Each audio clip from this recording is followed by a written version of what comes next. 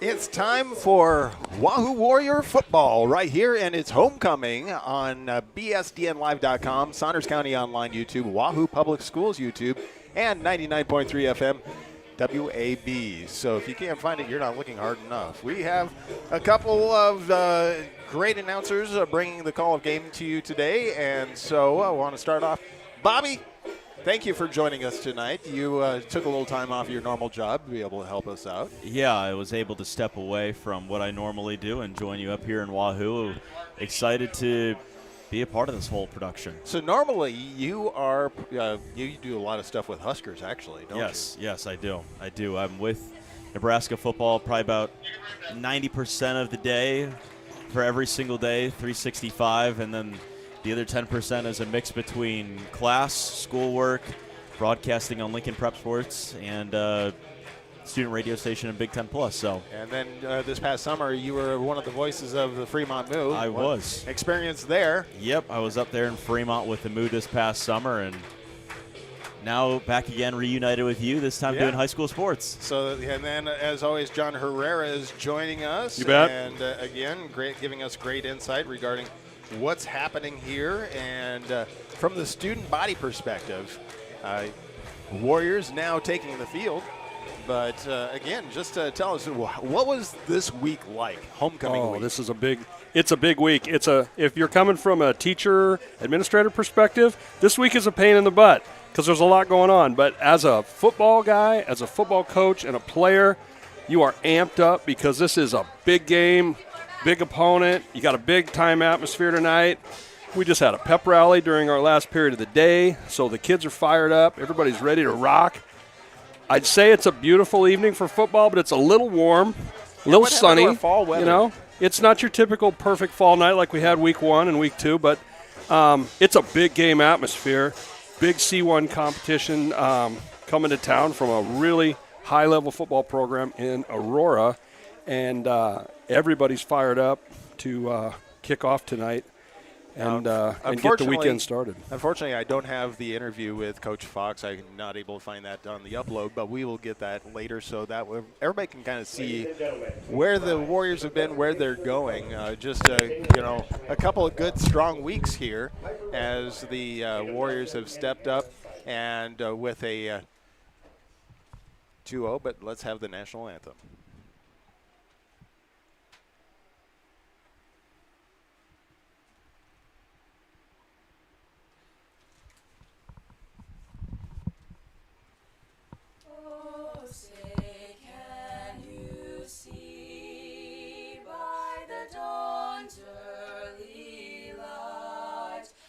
So proudly we hailed at the twilight's last gleaming, whose broad stripes and bright stars through the perilous fight o'er the ramparts we watched were so gallantly streaming, and the rocket's red glare, the bombs bursting in air, gave proof through the night that our flag was still there. Oh, say does that star-spangled banner yet wave o'er the land of the free and the home of the brave?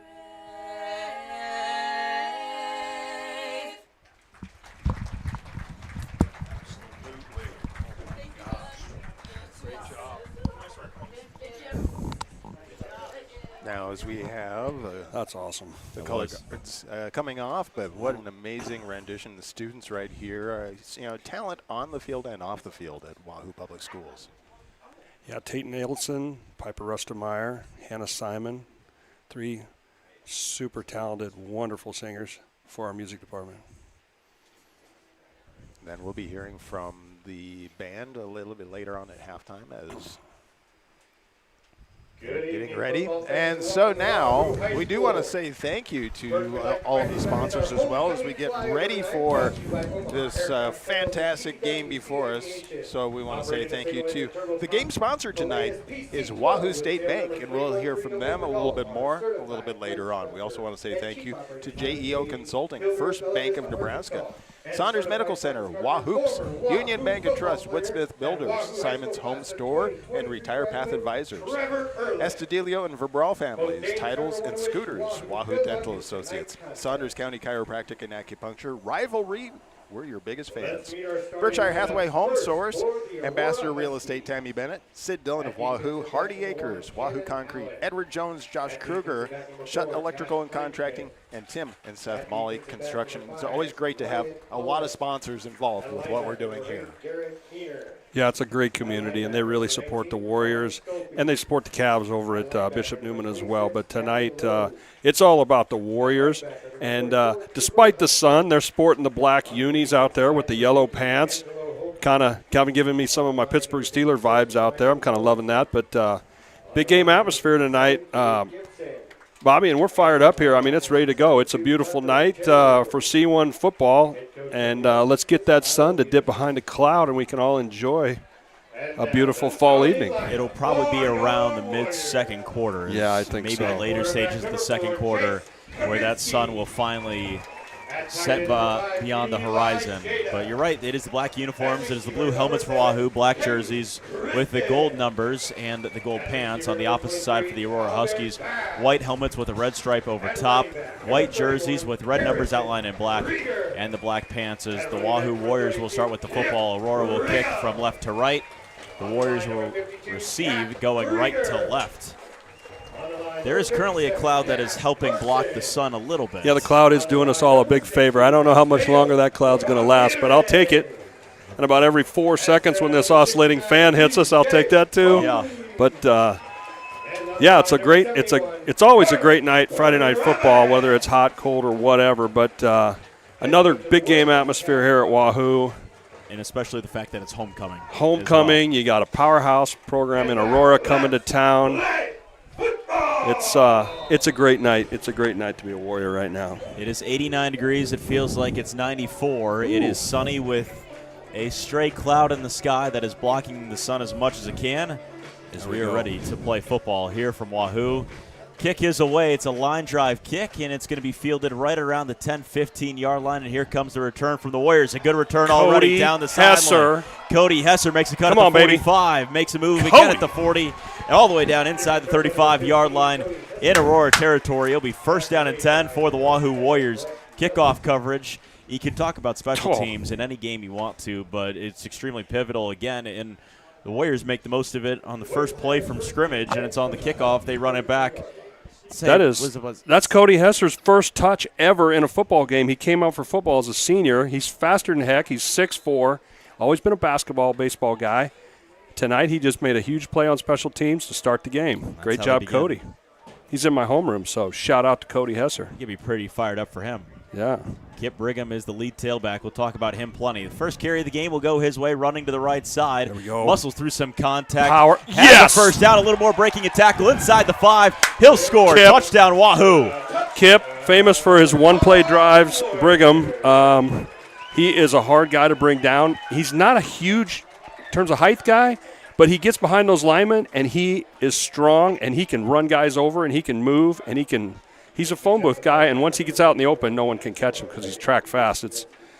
He's a very special talent, and nothing like 2 plays in being up. They talked about 6-0. him last week against Ashland Greenwood, and he was lights out dominant last week against the Blue Jays. First play from scrimmage, already 1 touchdown.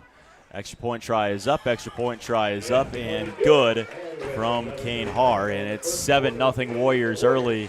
Unbelievable start. On 1 play from scrimmage. Yeah. 11:39 to go in the opening quarter. I don't know if you can really summarize that any better. It's a beautiful kickoff return, and then you run the simple play of just a little zone-off tackle play, and he's capable of making any play a big play. And it looked like it was kind of a scrum, 4, 5, 6 yards, but it's kind of like old T. Frazier back in the day when I was in college. Florida had him all kind of bundled up, and then he just kept driving. Next thing you know, he's out the door. Yep. And if you don't tackle well, Kip is going to make you pay. If you give him any space, he can accelerate in one step, and then it's trouble. And he's already done that already. He has done that. Special talents indeed.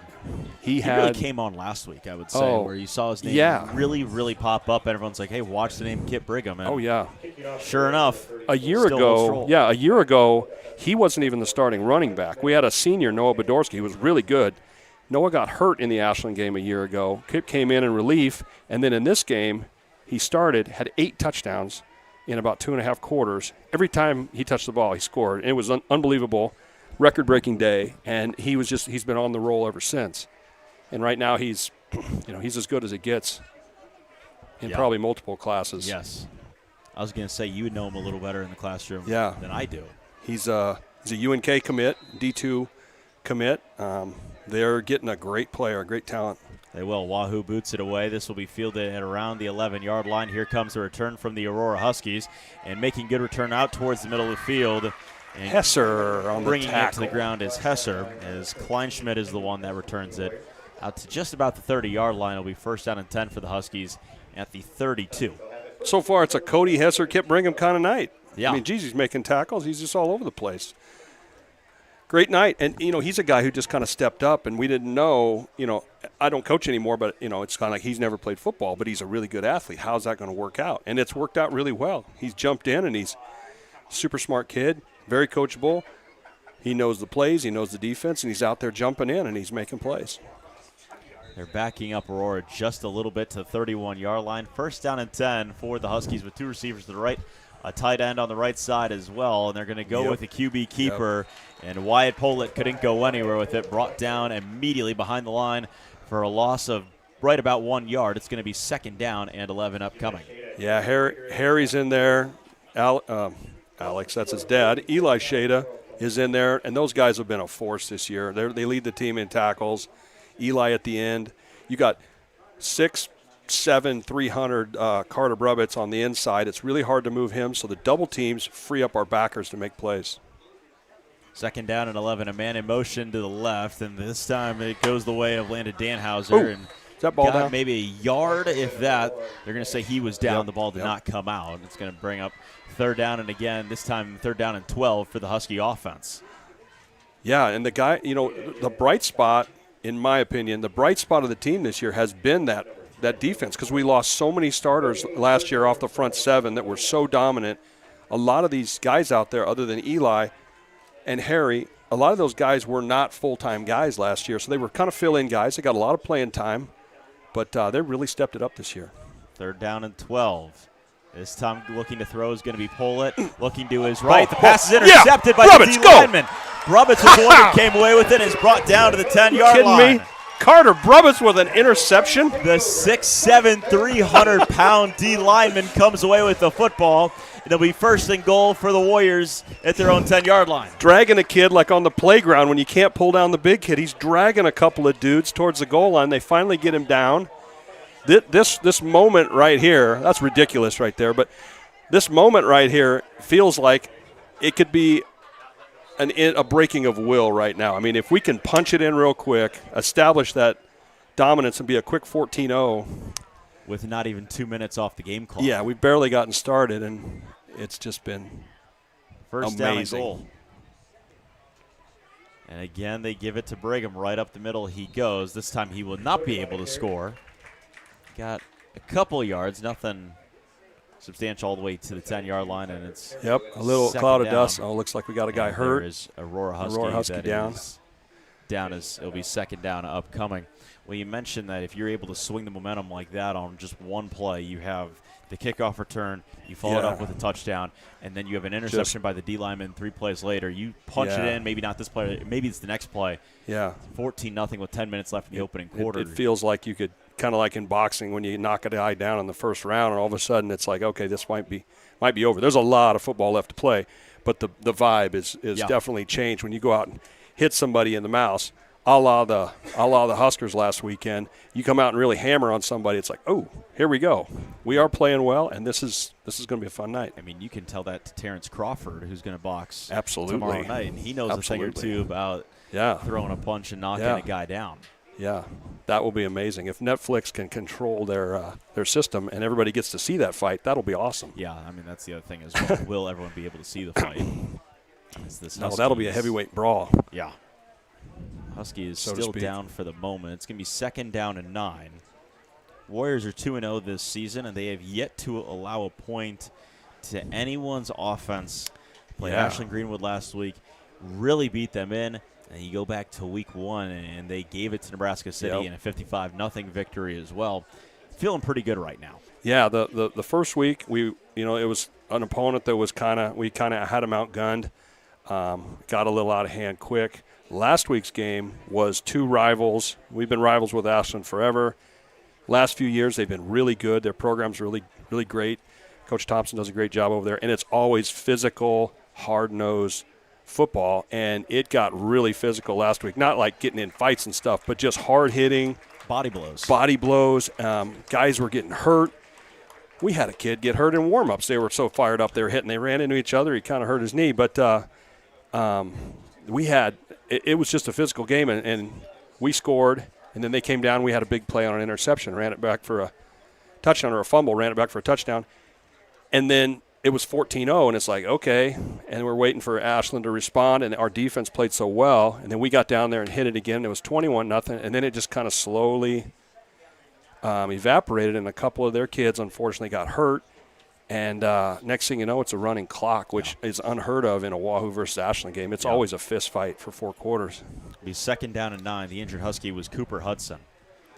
2nd and 9, and about this empty backfield, at least for the time being, with Jace Kaminsky. Lined up all the way out wide at left is Kip Brigham. We'll see if they motion him into the backfield here with 2 receivers out wide to the right as well. Man in motion, looking to throw. Stepping kind of a up broken Kaminsky play right is there. Brigham unable to come away with the catch. It hit the top of his hands, and it's incomplete. It'll be 3rd down and 9.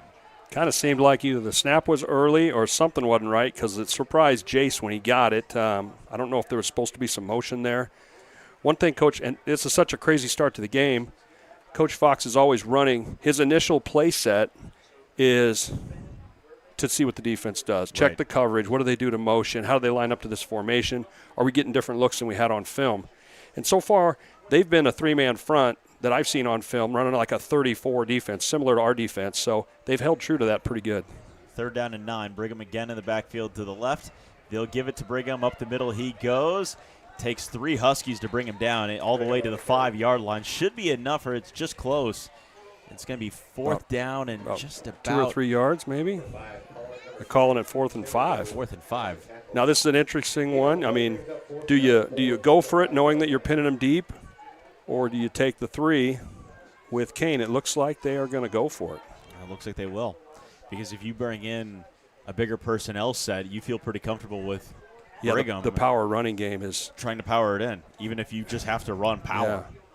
They definitely have a 6 backs in the backfield, and they flag throws. What do we got here? There might be too many guys on the field. Looks like somebody came in that was not supposed to be in. All right, so now we're switching sets. They have potential substitution penalty. 5-yard penalty. They had 6 guys on the field where they had 6 guys in the line and 6 guys in the backfield. You cannot play with 12. And they were lining up some crazy formation to try to do some shifting and stuff, and that's when you got 12 out there, it's not an optimal situation. Yeah. So let's see if Kane can knock one through and get us 3 points here. So Har will try a field goal from about 26 yards out in the left middle hash. Good snap. The kick is blocked, and it's going to go out of the back of the end zone. And the Huskies will come away with the football. The opportunity from Har was there. Kicked it a little low, and I think that went in right into a Husky player hand. They'll come away with holding Wahoo to nothing. Yep, so you missed 3 right there. It looks like Kane did. He kind of bladed it and hit it low and right into a Husky there. So now it's time for our defense to come out and step up again. right back at it. 8:58 to go in the opening quarter. 7-0 Wahoo on top of the Huskies from Aurora in this Week 3 matchup. First down and 10 for the Huskies. The way their last drive ended was an interception to the D lineman of Carter Rebich. Yeah. Wyatt Pollitt, and an extra guy comes onto the field late. A late guy as well. Stolge is the one that runs on. First down and 10, low snap. They're going to hand it off up the middle, getting met, brought to the ground immediately. Look to be Ian Jensen. Nice. It's a loss, and it's going to bring up second down. Got Cash on the right defensive end there, and then, of course, Harry coming in there to clean it up. It's such a luxury if you're Harry playing linebacker right there behind the big boy. When you have to double-team Carter, there isn't a guard coming right at you. And then Cash can take on that tackle, and then you are free to fly. And Harry's a player, so if he's free to run and he hits you, you're going to know about it. Second down and 13, 2 receivers out wide to the right. Receiver in motion from the left to right, it's Carson Allen. Pollitt gets a snap, sets him a screen to Allen. Allen running back towards the middle of the field is going to get to just about the 20-yard line. Picks up a few yards, not too many. And it will be third down and just about 9 upcoming for that Husky offense. Yeah, and a big opportunity here for the Warriors to hold on downs here and get this ball back. So that, we were talking about the momentum and all that, and then we ended up not getting any points out of that. So there's a little mo going back to Aurora here, but we can kind of take that control back and get a stop here on third down. Let's see. It looks like they're in a spread double set here. They're going to chuck it around a little bit. 2 receivers to the right. They have 2 receivers lined up out wide to the left. A back in the backfield, Ian Jensen. He is to the left of the quarterback, Wyatt Pollitt, the junior. Pollitt's going to hand it off to Jensen on the play fake. Now steps up. D-line's going to get there. They bring down Pollitt for a gain of nothing. It's good fourth down for Aurora. And I don't know if that was a called quarterback draw or not, but our front did a really good job of keeping him in the pocket, and then our linebackers were right there when he did step up. So good job by Carter, and then the 2 ends, Cash and Eli right there. The Husky offense looks like they're out to punt. Pollitt is also the punter for the Huskies. We'll want to make sure that they have enough guys on the field. Yeah. Fourth down and 8. Huskies will punt it away. Pollitt gets it away. Not a bad punt whatsoever. This is going to go out of bounds right at around the 40-45-yard line, and they say it went out at the 44-yard line in Wahoo territory. And the Warriors will have first down and 10 with 6:47 to go in the opening quarter from the 44 on their side of the field. Now, after you get stalled out, turning it over on downs, and then you have the blocked field goals. Well, how does Wahoo come out? I think they just continue work and just keep chipping away. And on a day like today, if you're not going to hit some big plays, of course they hit one right away. But if this turns into a ground and pound, they're the type of team that will sit there and pound you, and then all of a sudden, when you get fatigued, Kip will break one. First down and 10. Steady dose of Kip is coming here. That's who they give it to on the first play. This third drive for the Warrior offense, and it's a gain of 5 yards for Kip Brigham, just about the 48-49 in Wahoo territory. Second down upcoming. Yeah, another good play right there. I mean, they have it. If you're watching, it looks like the same play over and over again. He's just handing it off, coming across the quarterback. But there's options. There's RPOs coming off of that. Sometimes Kip's just getting the ball no matter what. Sometimes Jace is reading the outside man on the line of scrimmage. There's so many options they can have. Second down and 6. Flag flies immediately. Rolling out is Kaminsky to his right. Throws on the run. Has a man. It's caught Christensen. First down inside the 35. Working his way down the sideline inside the 30. And Caden Christian has got a first down, but there is a flag that flew right at the line of scrimmage. I think if that's something you don't blow it dead, I didn't see a motion from Wahoo. Yeah, I don't know. Either you think that might be offsides. Oh, they're picking it up. They're going to pick it up. They're going to pick up the flag. Okay. Well, that's all right. You don't see that too often. Yeah, no, you don't. Couldn't tell which team was walking back or forwards, but nice play by Caden Christen there. Another one of those seniors on this class that has been really influential in the program. Just athletes everywhere. Last year he was All-State as an athlete. He was the punter, and he was given an All-State spot as kind of an athlete/punter. So another one of the weapons Jace can go to. First down and 10 from the 25-yard line in Aurora territory following the big play to Christian. And again, they give it to Christian this way, setting up a screen to the left side towards the left hash. Got to gain about 2 or 3 yards on first down. Second down and 7 upcoming for that Warrior offense, back-to-back plays to Caden Christian. Yeah, trying little outside quick shot there, kind of a jailbreak type look there. And, just letting a guy work, and he's working at different points of the field. So Jace will hit anybody that's open, and I'm guessing now we're going to get a little bit of kip action somewhere up inside. He is in the backfield directly to the right of Kaminsky. Man in motion. Harry. And this time they give it Harry. to Krieger, and Krieger's got a gain of a first down. And the ball came out. I think he got back on top of it. Oh, they fumbled it. They fumbled it, and Wow. Aurora's going to come away with the football. Wow, he ran that kid over, and right when it hit, the kid's helmet must have been on the ball, and it just came right out and fell right in his arms. I'll bring up first down for the Husky offense. So after the Kind of a one-play crazy- touchdown, you have a blocked field goal, and then right after the blocked field goal, ball comes out, and it goes to Aurora. Absolutely, yeah. I was all fired up because Harry just straight trucked a guy, and then all of a sudden on the hit, the ball comes right out. He will be motivated to get back at it. Harry's kind of a sneaky weapon in our offense because he's so powerful that as a fullback type, he's tough to bring down, and he looked like he was charging for the goal line there. It'll be first down and 10 for the Husky offense once again. They'll set up shop at their own 15-yard line. First and 10, they give it to Ian Jensen on first down on the play fake, and it's a QB keeper that goes the way of Pollitt. And Pollitt brought down immediately for a loss of 1. Second down and 11. Yeah, nice job stringing that out. I mean, you got to have your responsibilities when they're running that zone read. You can't just – you got to have – somebody's got to be there for the back going down inside. Somebody's got to be there for when the quarterback pulls it. And Coach Iverson works that all week. He hits those scenarios because they watch a lot of film and they know you have to take this guy, you have to take this guy. And every gap is accounted for in that defense, even the backside, outside gap for those reverses and such.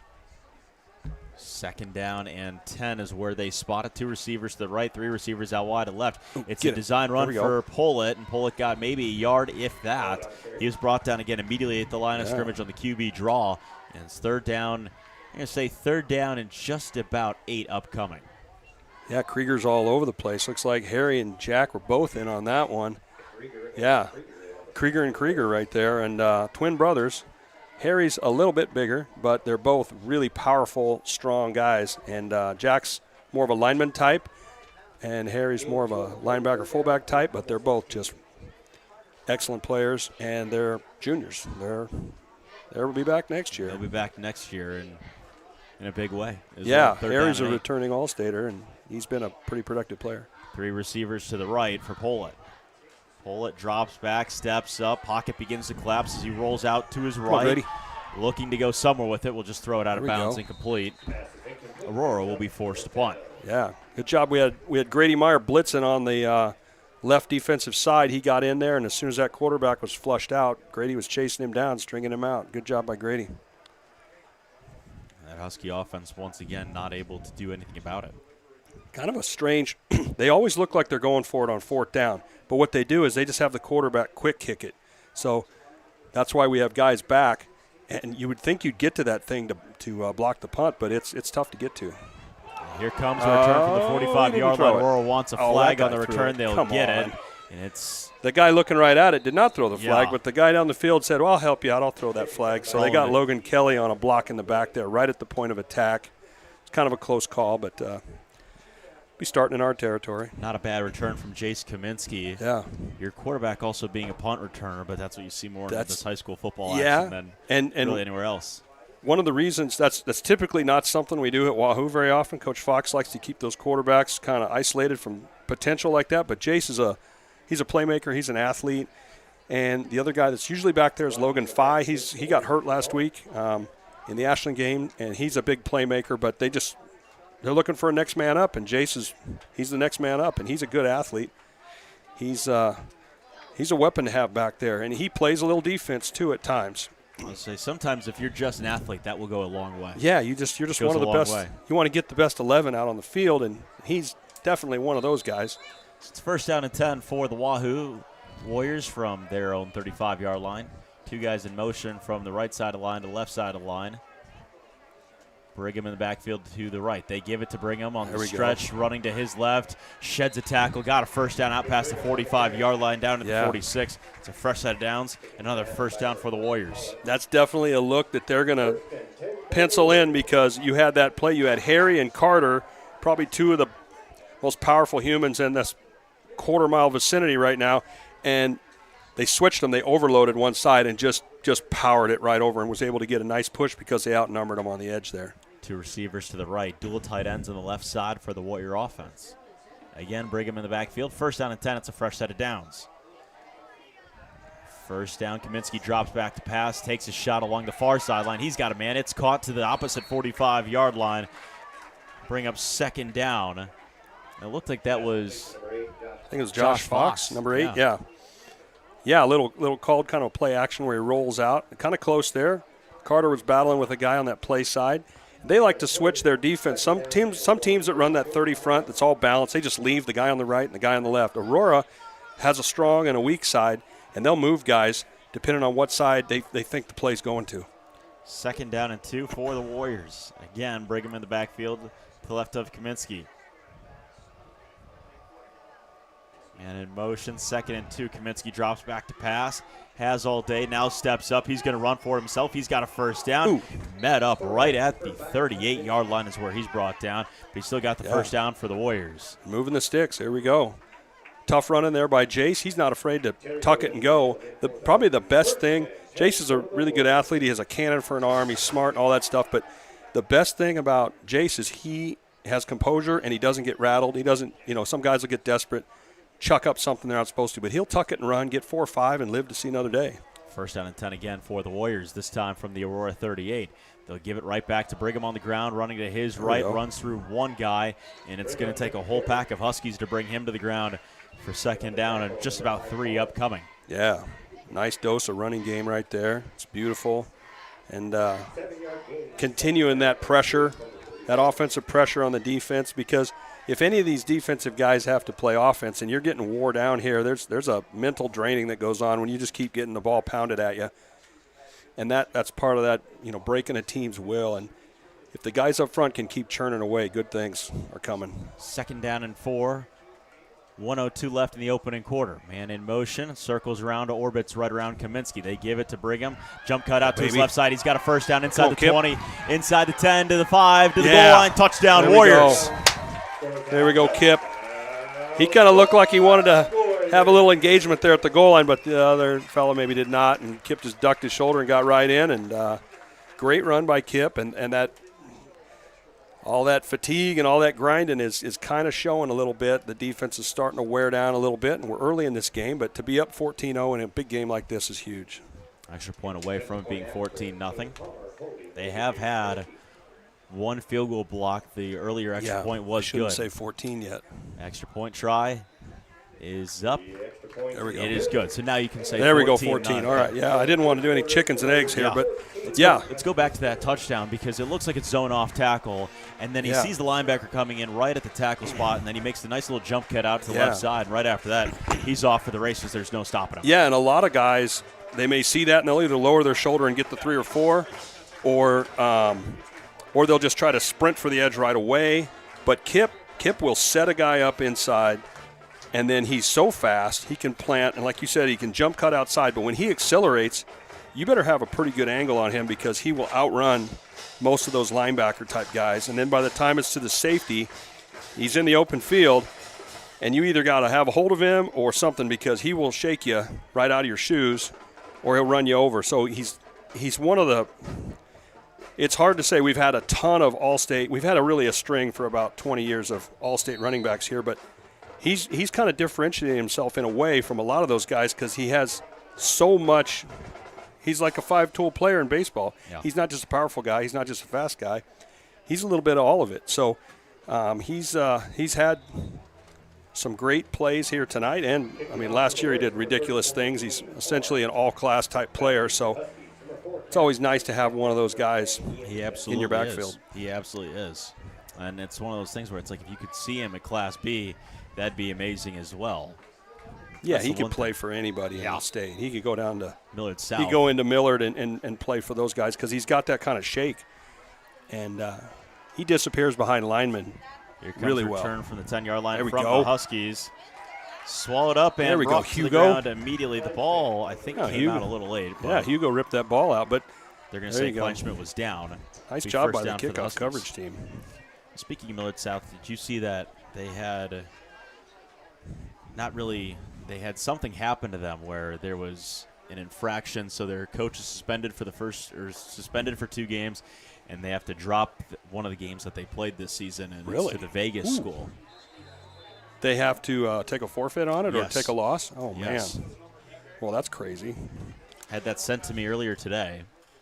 Came right from the Omaha World Herald. Because they like to travel out to out-of-state destinations and play games against, like, Arizona Pinnacle and stuff like that, right? Yeah. Is that what that was? It's something to do with that Las Vegas game? It wasn't something to do with the Las Vegas game, but there was something along the lines of that. I didn't read the full story. Oh, wow. First down and 10 for the Huskies. That's wild. Giving it to the right. It's Allen. Allen brought down in the backfield for a loss. Back by the 13-yard Nice. line.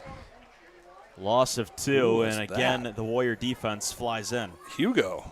2 tackles in a row for Hugo right there. 1,000-pound club member in our weight room off-season program. There we go. 2 guys who did not play any like prime time varsity time last year because we had so many dudes up front, and they would come in once the game got out of hand, but they have stepped in this year and been really good. Second down Really and good 13. defensive players. Bullet drops, snap, rolls out to his right, has a man. It's Allen. That time he catches it along the sideline. Oh, there we the go. 31-yard line. That was a nice toe touch It's on going the to bring sideline. up 3rd down and short for the Husky offense. And it was a bylaw infraction as well. Oh, They were penalized by the NSAA for an early season football violation, including the forfeit of a game and a 2-game suspension of its head coach, as that is going to bring us to the end of the opening quarter. 14-0 with the Warriors in front of the Huskies through 1. yeah, it's been so far so good. It's been great. That was a nice little throw and catch right there to the sideline. I'm assuming that young man is a relative of Austin Allen, famous Aurora native and Husker, tight end. Yeah, they've got weapons all over the place. So we will go ahead and take a little break, but again, it is Warrior football right here on BSDNLive.com, Saunders County Online, Wahoo Public Schools YouTube, and 99.3 FM KWAB. Let's say thank you to sponsors, and we actually want to really show appreciation to the Booster Club, the Athletic Booster Club, who stepped up to do a lot of work to be able to help with bringing the new scoreboard into the brand new gymnasium. Finally able to use it this year. Yeah. So that has been one of those things. Again, the whole idea of the Booster Club is to be able to give those advantages to the students that we don't have to take taxpayer money to do it. So again, if you want to be a part of that, you can certainly contact the Wahoo Public Schools Athletic Booster Club. And that part of that is the Wahoo State Bank, as they are game sponsors tonight. We will hear from them at halftime talking about being a great part of the community, part of the Warriors. I also want to say thank you to JEO Consulting, First Bank of Nebraska, Saunders Medical Center, Wahoops, love that name, Union Bank and Trust, Woodsmith Builders, Simon's Home Store and Retire Path Advisors, Estudilio and Vibrel Families, Titles and Scooters, Wahoo Dental Associates, Saunders County Chiropractic. And we'll talk about more as we continue on with the game right here. That was crazy. If you're watching at home, all their linemen just belly flopped on the ground when they snapped it to the quarterback, and their quarterback just took off to the Aurora sideline to the north here, and not to be fooled, the Warrior just kind of like chilled out and then just went and tackled the guy for about a 1-yard loss. It was a little trickeration here to start the game, but not effective. It's the first play of quarter number 2. Pull it back deep to punt. He'll punt it away. Good punt again. Takes a hop at the 40-yard line in the Warrior territory, rolls inside the 25, and that's where he'll die at the Wahoo 25-yard line. We'll set up first down and 10 for them. Yeah, so here we go. Let's start this thing up here, and let's just churn some yardage out. We got about 65 yards to go here.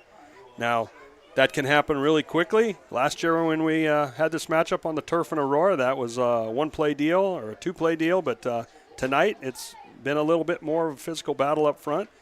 Let's hope we can get rolling here and maybe make a big play. Again, it could just be another 1 or 2 Could play. be a one-play Kip drive, yeah. We just know how good that Kip Brigham is in the backfield. First down and 10. He is to the left of Kaminsky. Kaminsky drops back on 1st and 10. Waits. Pocket begins to collapse. Rolls out to his right. Is going to throw on the run. Has a man open. Ooh, It's caught Kristen. One One-play 45 drive. inside the 30. He'll take it to the end zone all by himself. Touchdown, Wahoo. That's a one-play Caden Kristen drive right there. Proud dad up here in the press box cheering on his son. Caden Kristen, who also throws about a 90-mile-an-hour fastball for the Warriors in the spring, and he's kind of a jack of all trades. And that time he makes a play.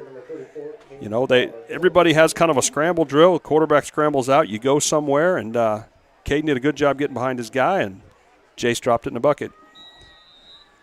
Extra point to make this a 21-0 game. Absolutely. Extra point is up. Extra point is good. It's 21-0. You go back to that touchdown. Kaminsky has great poise in the pocket. You mentioned it. Kind of waits. He rolls out to his right. Yeah. And I thought he was going to take off and try to run with it. Totally. And he just slings it and drops in a beautiful ball to Caden Christian for 6. I assumed he was going to go get 5, 6, 8, maybe get a first down or whatever, but as soon as he sees a guy open, like if Caden was covered, he wouldn't have thrown that ball because he's not the kind of guy who just chucks it up to chuck it up. But he dropped that thing in a bucket. You couldn't put that ball too much in a better of a spot.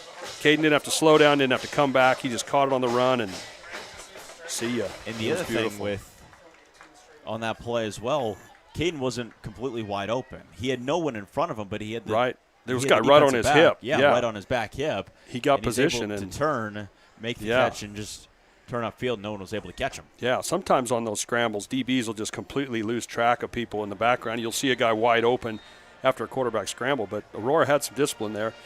Caden just did a good job of getting in position so that the guy was on his backside, and if Jace dropped it over the top, if Jace underthrows that ball, that might be a little interesting, but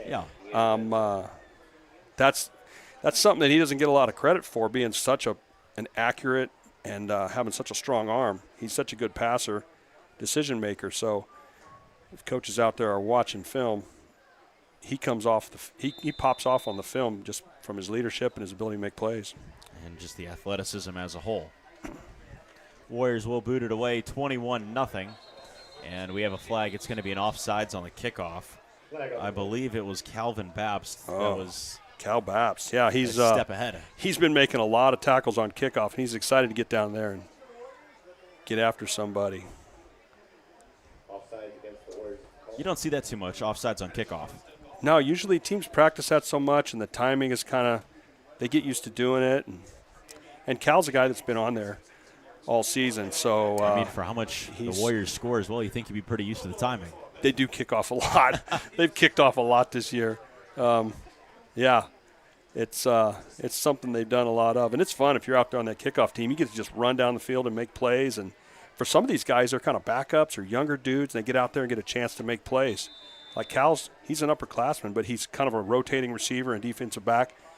And he gets to be a starter on this, and he gets to just go out there and rock people. Kleinschmidt again will return starting from the 15-yard line. And a return out just by the 30. I think closer to the 32-yard line is where the Huskies will set up shop, and I think the Huskies are still looking for their first down of the night. Yeah, they've been held kind of back by the Warriors. Landon Glock on that play, sophomore, coming off of an injury. He's another guy to watch for as we go through the season. Younger brother of Marcus, son of Jason, who's a pretty good athlete for Wahoo in all sports. And Landon has been a really bright spot as a sophomore. Last year as a freshman, he started getting on the field during our championship run. And he's tall as well, 6'4", 195. He's a big kid, yeah. He's a big boy. And you can only imagine that he's just going to get more physical and is just going to become a bigger body. Yeah. Still with 2 more years. He's at Wahoo. One of those guys when you get a good, smart, coachable kid. First down and 10. Pull it, drop the snap, and he's brought down immediately. The Aurora line could not hold up. Pull it, sacked for a loss of 7 or 8 yards. Pushes The Huskies way back in their own territory, and again, Aurora's defense continues to stand strong. Yeah, that's trouble. I mean, I can see if they're, a lot of plays you leave that in man unblocked to run a zone read or an option or something, you read that guy, but if you bobble the snap and you leave that guy unblocked, and that guy's Eli Shada, he's just going to eat you when he gets to you. I mean, there's no getting away. He's a big, strong kid, and he, as a defensive end, I think he's leading our team in tackles, or second to Harry, one of the two, but he's definitely a playmaker. 21-0. 10:08 to go in half number one. Pollitt drops back, is going to step up, is going to throw. Pass is incomplete. I believe he was looking for Allen right over the middle of the field. Yeah. Had a man open there, just kind of misfired on the play a little bit. Under pressure from the guys up front. But that brings up 3rd down and 17. Long way to go. Yeah. The Huskies still without a first down. Yeah. Another opportunity here for the Warriors to get off the field, make a play, and just keep that kind of foot on the throat mentality, so to speak, just to try to don't let these guys have any momentum. No. Really set it in. That's going to be a long night. 3rd down and 18. Pollitt steps up in the pocket. Pass caught at the 40-yard line, and there is the first down of the night for the Husky offense. It goes to Cannon Allen. Yeah, and Carson Allen's got a first down. Yeah, for the and these Huskies guys pick up a 20. Sorry, these guys have been a pretty prolific passing team. They do have athletes out on the perimeter, and Aurora has a tradition. I mean, they had a guy a couple years ago. He's currently in the NBA, Baylor Sharman, but he was literally a guy that could be in the NFL right now. He was so good. And so they've always been a powerful, spread it out, spread power kind of, so to speak, offense where they'll spread you out and then run like traps and stuff inside. But we don't want to get him going too much. No. 1st down and 10 from the 45. Again, it was the throwback. same exact thing. It's a throwback, and it's not going to work. Incomplete. As Pollitt ran right to the left, he handed it off, was expecting the throwback where he'd take it upfield. I was going to say it was the same thing that you talked about where the O-line belly flop. Yep. 2nd down and 10 upcoming. Caden Christen was right there, and I wasn't sure if Caden wasn't going to saw that guy in half, but he was kind of going for the ball and was able to disrupt it. And it's a good thing Caden was there, because if he catches that ball cleanly and Caden's not there, he might be down the sideline. Yeah, that's a big play. You're not saying he's scoring, but definitely one where he's inside the 30. 2nd down and 10, 3 receivers to the left. They thought about setting up a screen. Rather, it's an RPO, and they handed it up right up the middle to Ian Jensen.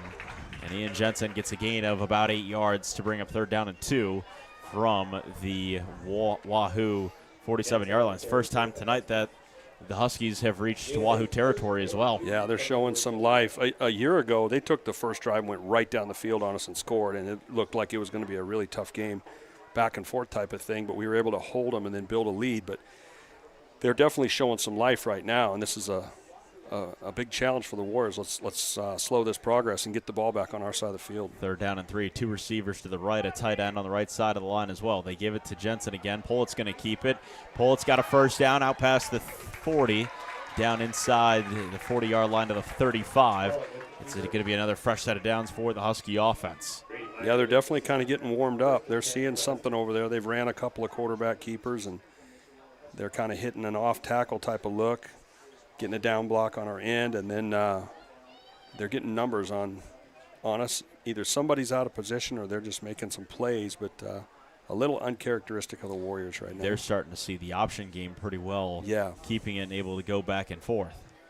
1st down and 10 from the 35-yard line in Wahoo territory with 8:05 to go. 2 receivers to the right. A man in motion. It's Carson Allen. They toss it to Allen. Allen looks like he's going to throw. He will. He has a man deep downfield. Pick. And it is intercepted. Chase Kaminsky. Chase Kaminsky goes up one-handed and takes it away, saying that is my football. Wow. That's a big play. He was up in the air, too, like getting a rebound. He was just floating up there, and it looked like a guy got behind him, but he was able to recover while the ball was in the air, and that's a highlight reel catch right there. They were looking for Cooner down the sideline, and it results in an interception from Carson Allen. That's a huge play because that kind of stops some momentum, and hopefully we can kind of get this ball moving and get on the other side of the field, because they were definitely having some success in the running game. 7:50 to go in quarter number 2. Babst in motion. He's right behind Kip Brigham. They give it to Kip Brigham on first down. Stumbles a little bit. Is able to stay on his feet. That whistle. Refusing to go down. He's got a first down and is then eventually brought to the ground. at the 25-yard line Wow. in Wahoo territory. I thought he might have been able to break it off right there. Yeah, it seemed like he was going to drag a couple guys and break free. I was kind of thinking, where's the whistle? Come on, fellas. But he kept making progress, and so I assume if you keep making progress, they won't blow the whistle. But No. he's tough to bring down, Kip. I mean, he's not a very tall guy, but he's very powerful, and he moves quick, and his feet are always moving. So if you're not locked on, he's going to keep getting yards. First down and 10 from 25 in Wahoo territory. Brigham again in the backfield. This time orbiting is Hesser. It's a handoff to Brigham running to his left side. He's got a first down the far sideline, tiptoeing the out-of-bounds line, and he stepped out just around midfield. Another first down for the Warriors as they continue to move the chains and move the football very effectively. Yeah, let's churn it. They do all kinds of crazy motion, and sometimes that motion involves a guy that's going to be an option player. Sometimes that motion is just to change the front of the defense or just eye candy so that you can get a guy to disappear up inside the line. You know, Kip gets behind 6'7", 300. All of a sudden he's not there, and then he comes shooting out, and it can be kind of trouble for the defense. First down and 10 from midfield for the Warriors. Two receivers to the right for Kaminsky. Kaminsky will give it to Brigham again, this time optioning going the opposite way on the counter play. Picks up a gain of just about 4, maybe 5 yards. Bring up second down. Yeah, it's kind of wild when you run a counter and there's only one back in the backfield, because a lot of times the old school counter is fullback and tailback. Fullback hits and then the tailback cuts back. And if it's just Kip, it seems like the defense would just sit there and see Kip cut back. Well, it's a little tougher when all of a sudden you get big boys rolling around, and he is so fast when he plants his foot and comes back. He'll find a hole. Second down and 6. Quick throw out to the right side to Hesser. Come on, Cody. Hesser's got a first down out past the 40, inside the 35-yard line, staying on his feet. There we go. Hold on to the football, and is going to go down. The ball came out later. They're going to say that he was down. Oh, no, they're going to say on. that Hesser lost that football before he went to the ground, or when forward progress stopped. It's another takeaway for the Aurora Huskies. Boy, they're holding their breath on them whistles tonight. I mean, that last play where Kip was dragging a couple dudes, and this play, it really seemed like Cody's progress was stopped. And they just kind of let it go a little bit, and the next thing you know, that ball squirts out. I mean, it seemed like his progress was completely stopped. It looked like there was 5 Huskies that had him, and were trying to fold him back, and there was one Husky in the mix. I didn't see who it was that eventually was able to rip away the football out of Hesser's arms. And it's another takeaway for the Huskies. I'm sure that's what Coach Fox was talking to that official about. It's like, for player safety at some point, when progress is stopped, you got to blow that whistle. You're going to have guys coming in there pile driving people, and somebody can get hurt doing that. And player safety is the number one thing. But halfway home in quarter number 2, still 21-0 Huskies. They give it to Ian Jensen. Jensen not able to shed the tackle, got a gain of 1. First one back there in order to bring him down was Jay Steiskell. Yeah. So, I mean, we got another opportunity to put up a little defensive front here. The game's a little ugly right now. Turnovers, all kinds of turnovers and some back and forth stuff. And it'd be nice to be a little more clean and just get that out. That was a nice play by Cody, but now we're back on defense. It's a pickup of 1, second down and 9. 2 receivers out wide to the left. Back in the backfield to the left of Wyatt Pollitt. Pollitt keeps it himself, tosses out to the right. Ian Jensen makes the cut, makes one guy miss, got a few yards, nothing substantial, and then he's pushed the ground. Now they want to blow the whistle. Maybe now they're going to start realizing maybe that forward progress, maybe when we can start blowing it up tackled, earlier. they should actually blow the whistle. Yeah, he kind of shook our pitch guy there coming up, and then Harry came in and cleaned him up after they had kind of a nice gain there. So option game requires like 2 or 3 guys to have exactly the right scheme. Otherwise, things can go haywire quick. Third down and 5 with 5:03 and counting left in quarter number 2. Shadow starting to play a factor on the field. The entire Wahoo sideline is covered with shade. They give it to Ian Jensen again, running to his left. He's got a first down out past midfield, and that's where he's popped. Brought down at the Wahoo 49-yard line. Another first down for the Huskies. Yeah, they're kind of back to what they were doing earlier. They're getting some success in that running game. They're getting us pinned down and then hitting that edge, and we don't have a guy to clean up after that edge gets sealed off. So that's something that the coaches will be looking at. One thing in high school that they have a value of is they can watch film during the game. They can see what just happened a second ago on an iPad. So Coach Iverson and Coach Fox will definitely be We were looking talking, to we were make talking those about that corrections. earlier on the in-game video stuff, and Yeah. it's not always the best sometimes. That's kind of your world. Yeah. Yeah. It's definitely not always the best at this level because Two receivers to the left. His pull-it drops a snap. There we go. And then is met Logan. by a nice. army of warriors. Nice job, Is Logan. brought and, down for a loss. Yeah, Logan and Cash Parson right there. But, yeah, the video thing, technology is wonderful, and the ability to watch video on When the it sideline works. is wonderful. When it When it works. doesn't work, it's not fun. There's words you can't say on the radio about that. It's just a frustrating deal. But it's blessed football with such game-changing technology. I mean, 20 years ago, if you'd have thought, I'm just watching the play we just ran to change our defense or our offense, and they'd be like, no, that's highly illegal. Well, now it's just the Wild West in terms of video, and it's just a matter of time before they allow that in college. I can't imagine that at some point, because the pros are doing it now and high school does it. Second down and 12. Pull-it drops back, sets up a screen to Ian Jensen. He's got a long way to go. Try to go in between two Warriors. The ball, I think, came out. Come out? Who came away with it? Oh, The we Warriors got did it. We got it. Jensen there we go. dropped the Caden football. Kristen. And Caden Kristen is the one who recovers. Yeah. Wahoo's got the football at their own 28-yard line, or at their own 48-yard line. Got a little nervous there because as a D lineman, when somebody lets go of you and you just fly upfield, you got to think screen and you got to retrace your steps and come back. Two of our guys got sucked in and the quarterback just dumped it right over the top.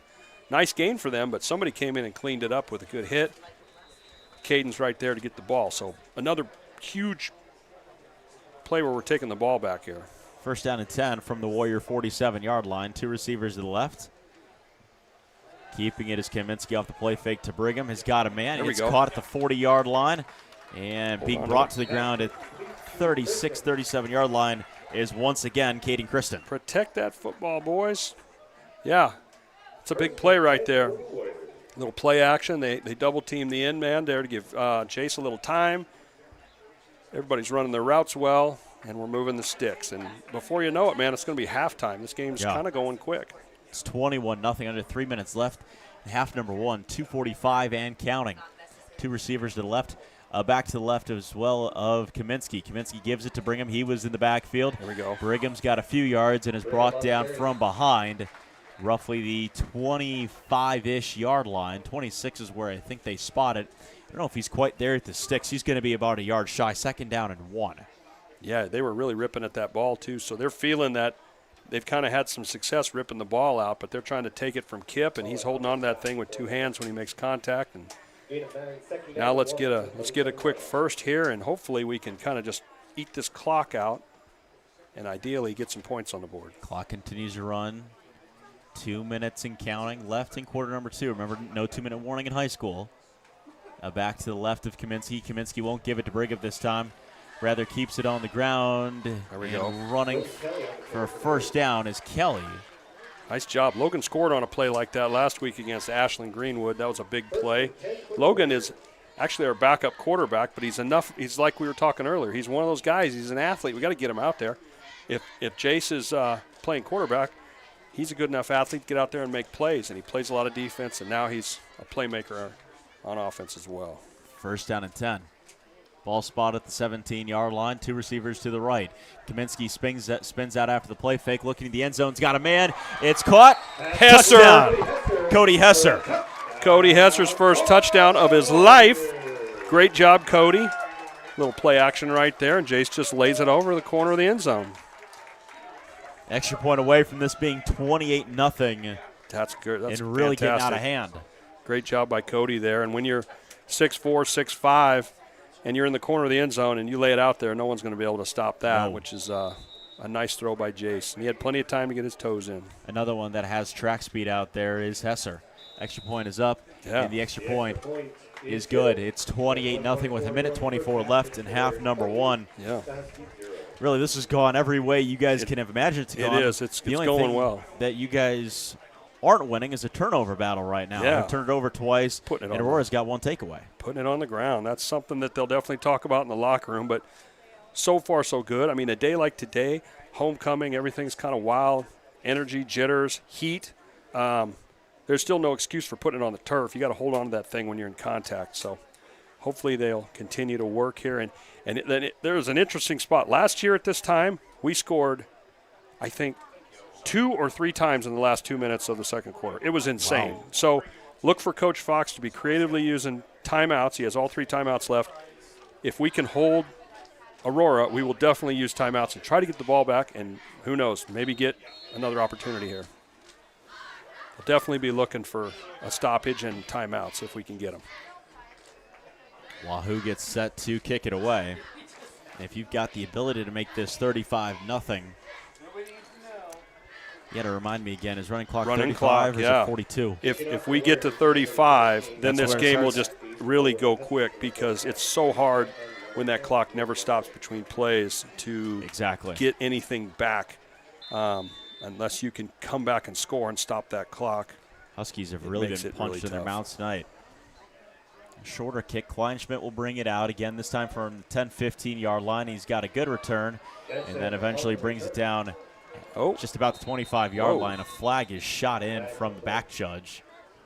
We'll see what this flag is on. There is a Husky that lost his helmet. You go on the tackle. I don't know if they're going to get what they're going to get on that.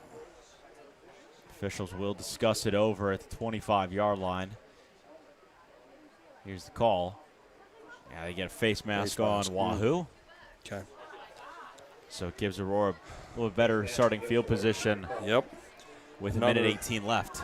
Another miscue. Now they have a goal board that they do on every week, and it's things like, outscoring your opponent in the second half. Oh, there's like 4 or 5 main goals. One of them involves penalties on special teams, because if you can stay penalty free on special teams, make a big play on special teams, that's a huge factor in a game. Yes. And then you give a team 15 free yards after making a nice coverage.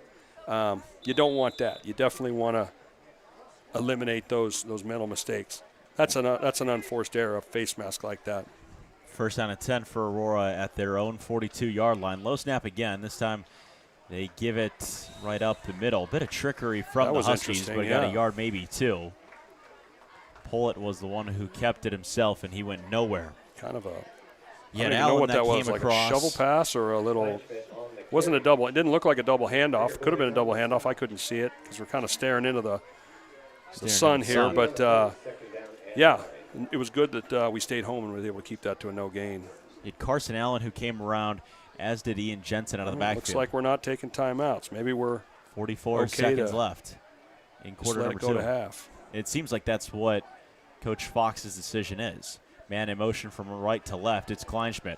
Pollitt drops back, throws on the run, passes. You can say incomplete. No, it's incomplete. I can't believe this belly flop O-line thing. All 5 linemen go to the ground like they're in trouble at practice and doing an up-down. And it just unleashes our defensive line forward. And I suppose if it's a screen, that would be a good thing. But it's kind of an interesting thing to see out there. They've done it 2 or 3 times already tonight. And so far, it hasn't fooled the guys up front, which is good. It seemed like they're ready for it, and if you put it on tape, it gives Wahoo a lot to mess with as well, especially if you can really see anything on tape, and a timeout will be burned by the Huskies. And you know what? If you're playing Aurora next week, you see that kind of stuff. You're like, well, we got to prepare for that. We got to prepare for this. Quarterback throwback. They've really put some stuff on film in this first half. I know they're trying to just make plays and all that, but they're putting stuff on film because somebody's going to have to defend that in the next 6 weeks or whatever. So they're kind of throwing the kitchen sink at it. And you know what? What do you got to lose? I mean, you're out here, you're playing against a team that's kind of favored, and you got to find a way to kind of make a play and get some momentum. So right. Let's take a quick moment and say thank you to some more sponsors. We want to say thank you to Shutt Electrical and Contracting, Tim and Seth Molly, Edward Jones, Josh Kruger, Wahoo Concrete, Hardy Acres, Dylan of Wahoo, Berkshire Hathaway Home Source, and Baxter Real Estate, Tammy Bennett, Rivalry, Saunders County Chiropractic, Wahoo Dental Associates, Titles and Scooters, Estudillo and Verbel Families, Simon's Home Store, Retire Path Advisors, Woodsmith Builders, Union Bank and Trust, Wahoops, Saunders Medical Center, First Bank of Nebraska, JEO Consulting, and today's game sponsor for the homecoming is Wahoo State Bank. I keep looking at my phone for the almighty Nebraska Score Feed app to check the scores around the state, and everybody's kicking off right now. Yeah, no games have started. my hometown Riverside Chargers, who played at 3 in an 8-man game, got a win. Pollitt steps up, pass is thrown out of bounds, incomplete. There was a Warrior coach that was in the area, and he dropped it. You would know which coach was that. That looks like is that Coach Verbka down there? It might be Coach Verka. The guy in the black is Coach Ager, former defensive back. He's one of those you touch it, you catch it kind of guys. Yeah, I think that's Coach Verka down there, linebacker coach, too. A couple of defensive guys down there. Catch that ball, fellas. He's got to work on his hands trying to catch yeah, that football. make a diamond, fellas. Look it in. Yeah. That's what you preach to the guys in practice. Right, Lead by example. Come up with that ball on the sideline. 4th down and 10. Highlight. Punt is away with 22 seconds left. Very, very high punt. Wahoo is going to clear out as it's going to take a hop, and take any chances. Aurora is just going to down it at the 31-yard line in Warrior territory. Given the fact that Coach Fox didn't take any timeouts to preserve time, I'm guessing we'll take a knee here and bring it to half. Head to the locker room and discuss what we need to fix and what we need to do to come back out. And in a game like this, you used to coach here at Wahoo. What are you telling the guys? Maybe not you. What is Coach Fox telling the guys where you're in front 28-0? I would assume something along the lines of, hey, we're right there, but we got to fix X, Y, and Z, and let's just keep doing what we're doing. I think offensively things have went pretty well. They're probably going to see a few things on the video in terms of blocking, getting to certain linebackers or maybe a certain guy up front that's giving us trouble. Defensively, they got to figure out how they're giving up that edge and that running game. They've given up more run yards. Oh, are you kidding me? 10. They're trying a throwback. Christian's just going to throw it right back to his left side to Kaminsky. Lowers his shoulder, runs over a guy at the 45-yard line. Clock still runs. I think Wahoo just called a timeout with 5 seconds left. I stand corrected on that stuff. I thought he was going to just take a knee, and he tried to do a throwback or a flea flicker type of thing. So we have a timeout with 5 seconds left. I don't know. I would say they're probably going to hand it off to Kip, but they might just drop back and go 4 deep and just see if they can make a play. Run 4 verticals and say why not? Yeah, why not? I mean, if Kip's out in space, if he gets out in space, it's over with. But they also have several guys across their wide receiver front. If they went 4 wide and sent everybody deep, I don't know. If they get the ball to him, it's going to be a tough cover. But I think I see Kip's in the slot out here with Caden. So, and Kaminsky well enough. Can he throw the ball 65 yards, 70 yards if he steps into it? He could throw the ball and get it to a guy. Like if you go full speed right now and he lets go of it, I bet he could get it down to the 15-yard line. Well, we'll see if that's what they choose to do. 1st down and 10 from the 45-yard line in their own territory. 5 seconds left. Kaminsky drops back, rolls out to his right, has got the wind, is just going to step up and throw it on the run at the line of scrimmage. Ball is batted. Go. It's caught by Christian. Christian, are you kidding me? Touchdown, Wahoo. Caden Christian catches the ball off a deflection, and it leads to 6 for the Warriors. Unbelievable. Oh, he dropped a flag. They're saying Jace was an illegal pass. They're saying he was over the line. You and I had the best view of it. It was really close. My close. first thought was, oh, geez, he's pretty far downfield. But a great throw. He got it down to about the 20, and a defender jumped up, tipped it, and Caden was right there. It was, kind of almost Minneapolis Miracle type stuff. But, illegal so they're pass, just gonna, that'll be it, I suppose. And that is the end of half number 1. Well, a crazy way to end a crazy first half. Yeah, exciting first half as well, back and forth in terms of all sorts of excitement, but the score leans one way, 28-0 Warriors in front of the Aurora Huskies. Yeah. Bring you back in, Kelly. Yeah, well, it's a homecoming night, and a lot of festivities are going to be happening. I do know that the marching band has been working on, so we're going to show their show, and afterwards I know that they'll be doing the announcing of Homecoming Queen, or will they do any of the homecoming stuff? That's going to be. I think that's right after the game. Right after the game. And so that's. Well, I think it is. Up. I think it is. Are they doing homecoming after the game or at halftime? After. Okay, yeah. All right, so we'll have the dance team showing up here in a second. Yeah. And then they're going to do a little marching. So we'll have the dance team. Then we will go ahead have the marching band, and then we have an interview with Wahoo State Bank, the game sponsors, talking about being a part of the broadcast and a part of the Warriors. We do want to say thank you also to all the sponsors, JEO Consulting, First Bank of Nebraska, Saunders Medical Center, Wahoops, Union Bank and Trust, Woodsmith Builders, Simon's Home Store, Retire Path Advisors, Estudillo and Vibral Families, Titles and Scooters, Wahoo Dental Associates, Saunders County Chiropractic, Rivalry, Berkshire Hathaway Home Source, Ambassador Real Estate, Tammy Bennett, Sid Dillon of Wahoo, Hardy Acres, Wahoo Concrete, Edward Jones, Josh Kruger, Shutt Electrical and Contracting, and Tim and Seth Molly Construction. Let's go ahead and enjoy the students and the hard work they do during halftime. So how many of you just got a haircut after tomorrow? It's actually, game day is always the easiest because it's the scoreboard, sideline, end zone, wide.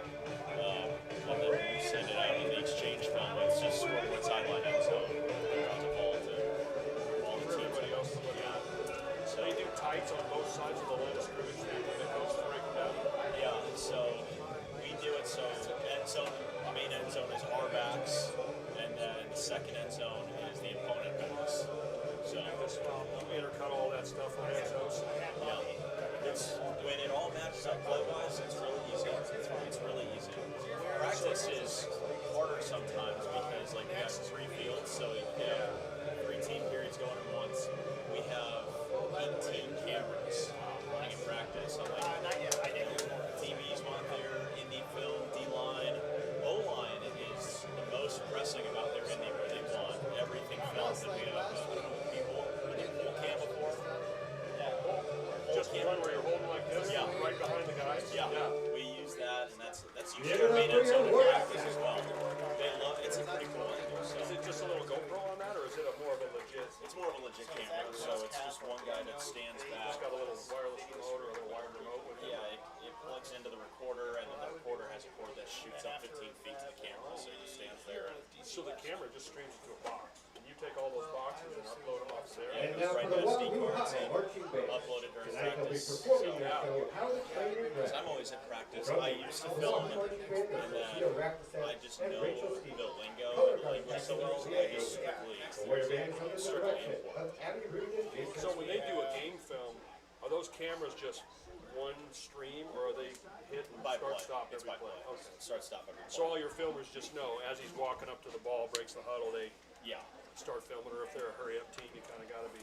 We do really good training then to make sure it's like, you know, you gotta start here, this is how it looks. And you don't want a bunch of extra. What's the worst? I was watching film today, watching Aurora's last game, and they have like 8, 9, 10 seconds. Guys walking up to the huddle, and then they're looking around. It's like, I want to cut all this out so I can just watch. It's horrible. It's tough to. This is me during practice where we have, those are 4 computers I just import on, and I have 2 people that cut up the film on 5 times speed that sit to my left. So like, they run the cards over, we have a little bag over here. Yep. They'll drop the cards in the bag, I raise it up, and then I just plug it into a bunch of SD card readers, name it. As soon as they walk off the field, you're just going.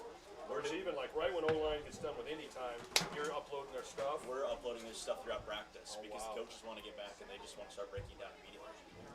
That's awesome. So it's a lot. That's awesome. So yeah, like Midland and Concordia, their huddle cameras, we actually turn their huddle cameras off when we take over the screen. Yeah, Because they want our cameras because it's better. They're better, yeah. It's definitely better. Yeah. The huddle having the robot watch the plays, this big, Zapruder shot from space look, but if you want a good box shot and you want to see tackle to tackle or wing to tackle, and it's plus, nothing better. What I'm sending it is 4K. So Right. I'm sending it here Yeah. 4K so they can see it back. Yeah, Right. Huddle was 1080p at max. maybe 780. I think it was 7. For a while, you couldn't load up to 720. Because we have these nice Vixia cameras, and they're really good low light cameras, and we had to double down to get them to work with that one. I think great video. It's just Yeah. So I can actually still have a 4K here, but then my conversion over to Huddle TV, I have to dumb it down. so. Then where do you go once you get? Are you getting a graduate degree in broadcasting or something, or? No, so I'm still in school. I'm a graduate manager, still an undergrad. Okay.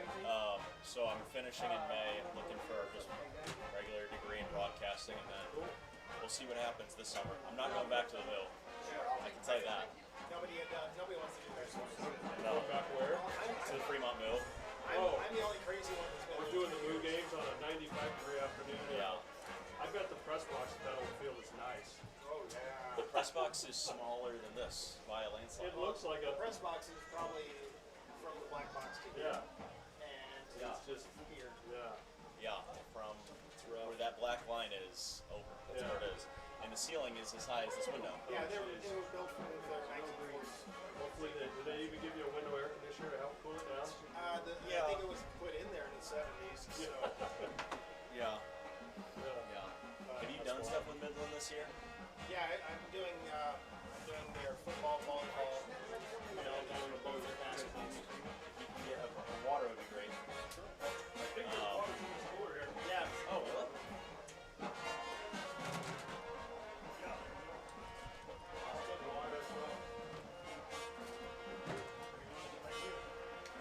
So yeah, I'm doing just football, volleyball, and basketballs for Midland.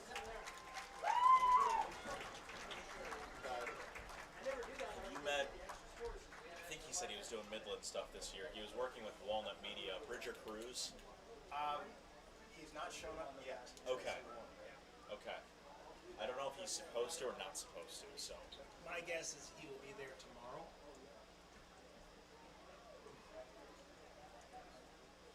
Hey everybody, it is BSDN Live, Saunders County Online, and WahooRadio.com. We are with the Athletic Booster Club game sponsors for the homecoming game, the football game tonight. It's Wahoo State Bank. Thank you, gentlemen, for joining us today. So we want to kind of give a moment for you to be able to talk about, stepping into the roles, keeping a part of the community, and really being a big part of sponsoring the athletic department and showing the future of that. So what is behind the mindset for you guys of doing that? Well, I think our whole history of our bank, we've had the mindset of supporting community activities. We view the schools as an important part of the viability and vitality of our community. So it's kind of a natural when there's opportunities to step up and get involved in new opportunities, sponsorship opportunities.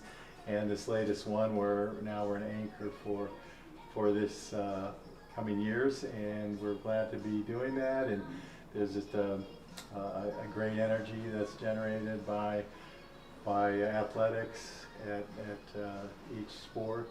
Mm-hmm. So it's just natural for us. Our customers, our whole community is involved, so it's just a natural for us to be involved.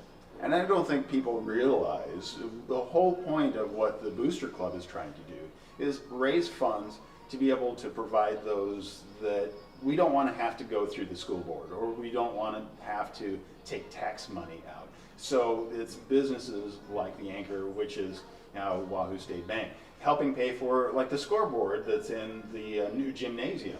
Something that it's an extra, but it does a lot for the students, giving them the opportunity to learn on just that type of project and take that into the next level. So again, focusing on the future, where do you guys see the future for the economy of Wahoo and how you're impacting on that? Well, great question. Wahoo's a strong community. Schools are good. We got a strong farming community. Businesses downtown, it's the fullest we've ever seen it in the years I've been around here, which is 27 years, and Greg's a lot more history than that. So we think we're, economically very solid right now. A few questions out there on the macroeconomy as to where all that's headed, but Wahoo in general is a great place to live, work, play. Schools are solid. Hospital is great. Good local businesses. So we have great support from the community here at the bank, and we like to support schools and all the everybody that could use our support, I guess. So we like to give back as well as they're helping us out. So. Yeah, well, and the banks like Wahoo State Bank are really central as a part of so many aspects of the growth of a community, and that part of that is the growth of the schools, because we bring more people in, more housing. You guys are involved in that tremendously, aren't you? more industry. More housing means more industry, means more people, means the school grows, and so there are more needs. So you guys be stepping in and being a part of that. We're just so grateful for you to be a part of that. Just kind of talk really about the pride you have in our community and what you have in Wahoo State Bank. Well, we couldn't be more proud to be part of Wahoo. As Kevin mentioned, the community is just doing very well, and Wahoo High School in particular with the new additions to their school facilities. And so they're supporting multiple levels. We're a sports town. I think I'm not shy to say that's a positive thing. It brings families to our town, which in turn causes the town to grow. And we do house loans, so that's another area that grows when schools grow. But with the investment that Wahoo has made into their facilities, it's again hand in hand with what helps our whole community and our bank, because as our customers do, so do we. So we view any investment in our community as positive for all of us, and again, excited to be part of this sponsorship opportunity for Wahoo High School and the new scoreboards.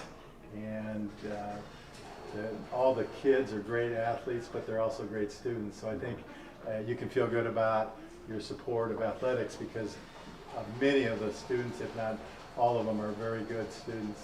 Yeah. And then, so if you want to learn more about Wahoo State Bank, it's easy to do. One, you can walk in, nice facility here, websites, right, and as well, and social media. So again, serving the community in so many different ways. We have to be careful, FDIC rules, obviously, what we can say. But again, an anchor partner with the Wahoo High School Booster Club, Athletic Booster Club. And thank you guys for everything that you do to be a part of it, and a part of what we do as a broadcast on BSDN Live, WahooRadio.com, and Saunders County Online. We just really appreciate you guys. Well, thanks for the opportunity to talk a little bit, and we enjoy what we do, love supporting the community, and we're certainly proud of what the area schools and Wahoo High and all the area schools are doing athletically, academically. We've got a good thing going, so we'll keep doing our part also. All right, thank you. Yeah, thank you, Kelly. Glad to be here.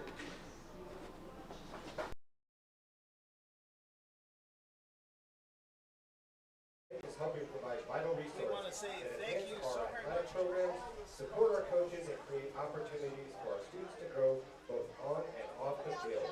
The continued support from Wahoo State Bank makes a meaningful impact, not just financially, but through the encouragement it shows to our youth and their pursuit of excellence. We're proud to have a community partner that believes in the power of teamwork, dedication, and school spirit. Thank you, Wahoo State Bank, for investing in the future of our athletes and standing with us in building a stronger Wahoo. Join me in a big round of applause for Greg Hole and team at Wahoo State Bank.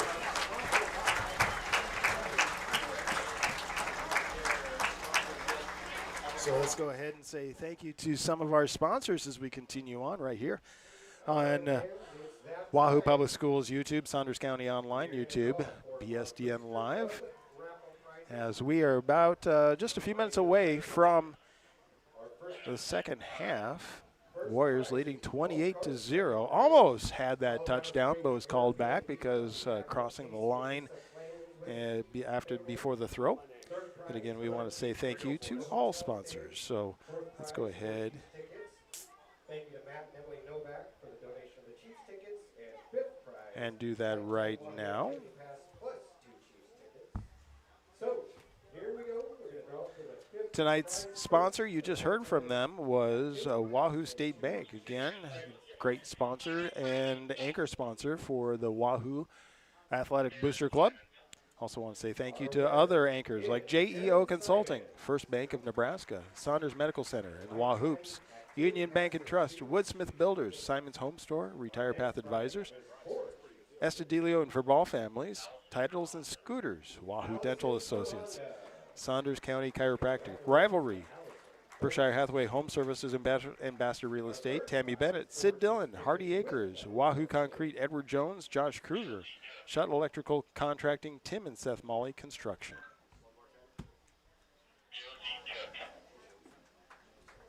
Josie Cook. Josie Cook is our ticket for winner of 4 cheese tickets at the hotel stay. So they're right now going ahead and giving away some of the stuff to be able to do. They had a drawing for the Booster Club, so including some Kansas City tickets and the side-by-side. I think somebody just won a side-by-side.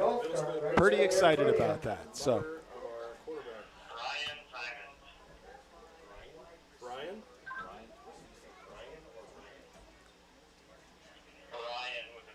Brian Simons. Brian Simons. So let's listen in as that continues on right here before the second half. Tickets, and a special thank you again to the Casey and Lisa Flair family, and Emily Novak family. So did you get your interview going? Yeah. Oh, cool. I'm done. So you interviewed Greg down there from the bank? Or who'd you interview from the bank? Yeah. Greg and Kevin. Yeah. Kevin is wearing a blue shirt in the concession stand, and I think it's making him sweat a little more than usual because he's a big Newman guy. I didn't know he was a stud athlete at Clearwater High School in Nebraska back in the day. Really? And I didn't know this until I went back for a reunion, and a guy who was a senior when I was a freshman said his name, and I go, you can't be talking about the same guy. I know. And it's the same guy. Like, I was in the gym with him 35 years ago by Clearwater basketball, and there he is right there.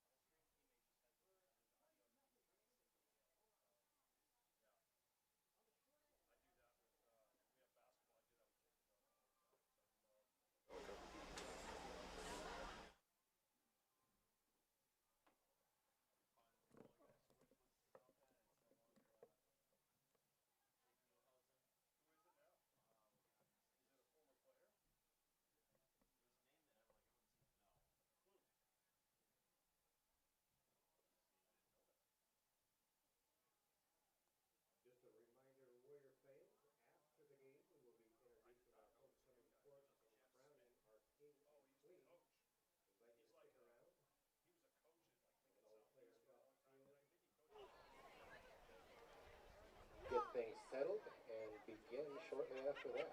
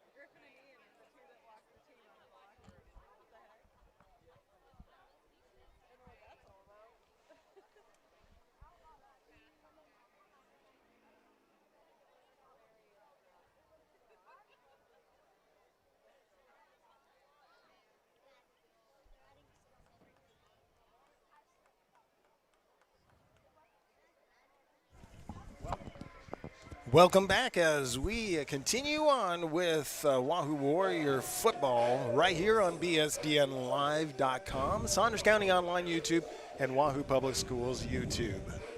And 99.3 FM, KWAB. There we go. On Wahoo air. Radio. If you can't find it, you're just not looking, right? That's right. the blowtorch coming out of Wahoo. Yeah, getting there. That's what it seems like. Building a media empire. That's right. One Kip Brigham touchdown at a time.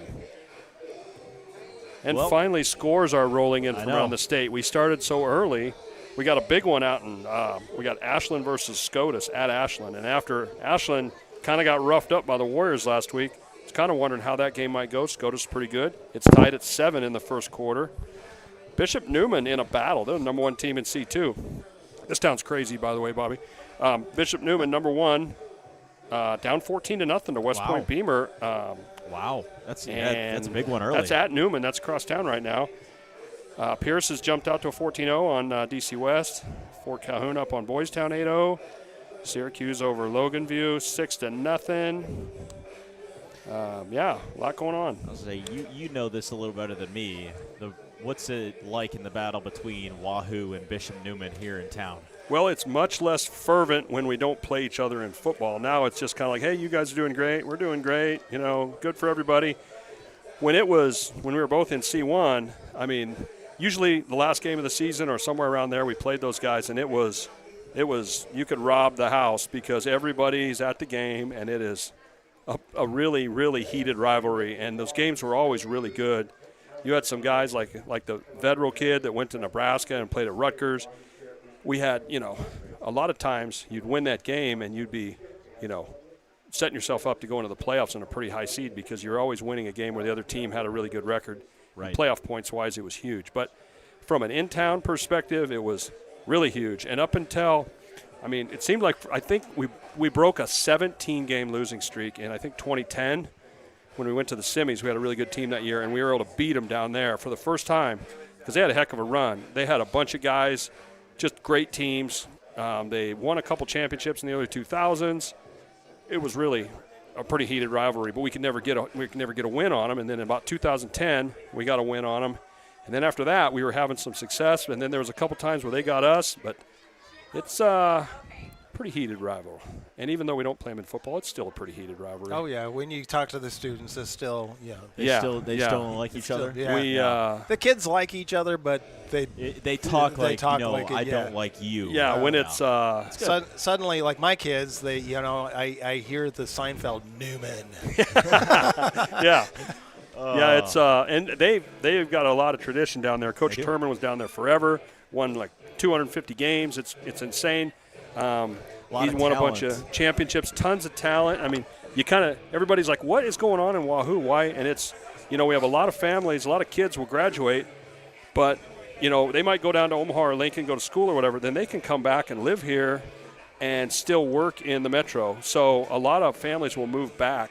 So we've been steadily increasing in size, and a lot of, I was just walking by 4, 5, 6 dudes that I coached 15, 20 years ago that their kids are here, they're coming to games, and this culture, a lot of times the trouble is you move away from your hometown and then you don't come back much because you're, on this side of the state or you move away out of state. But we get a lot of people that do come back because it's a really nice town, and, we're close enough. We can go down to the Huskers on Saturday. We can go into Omaha and do stuff.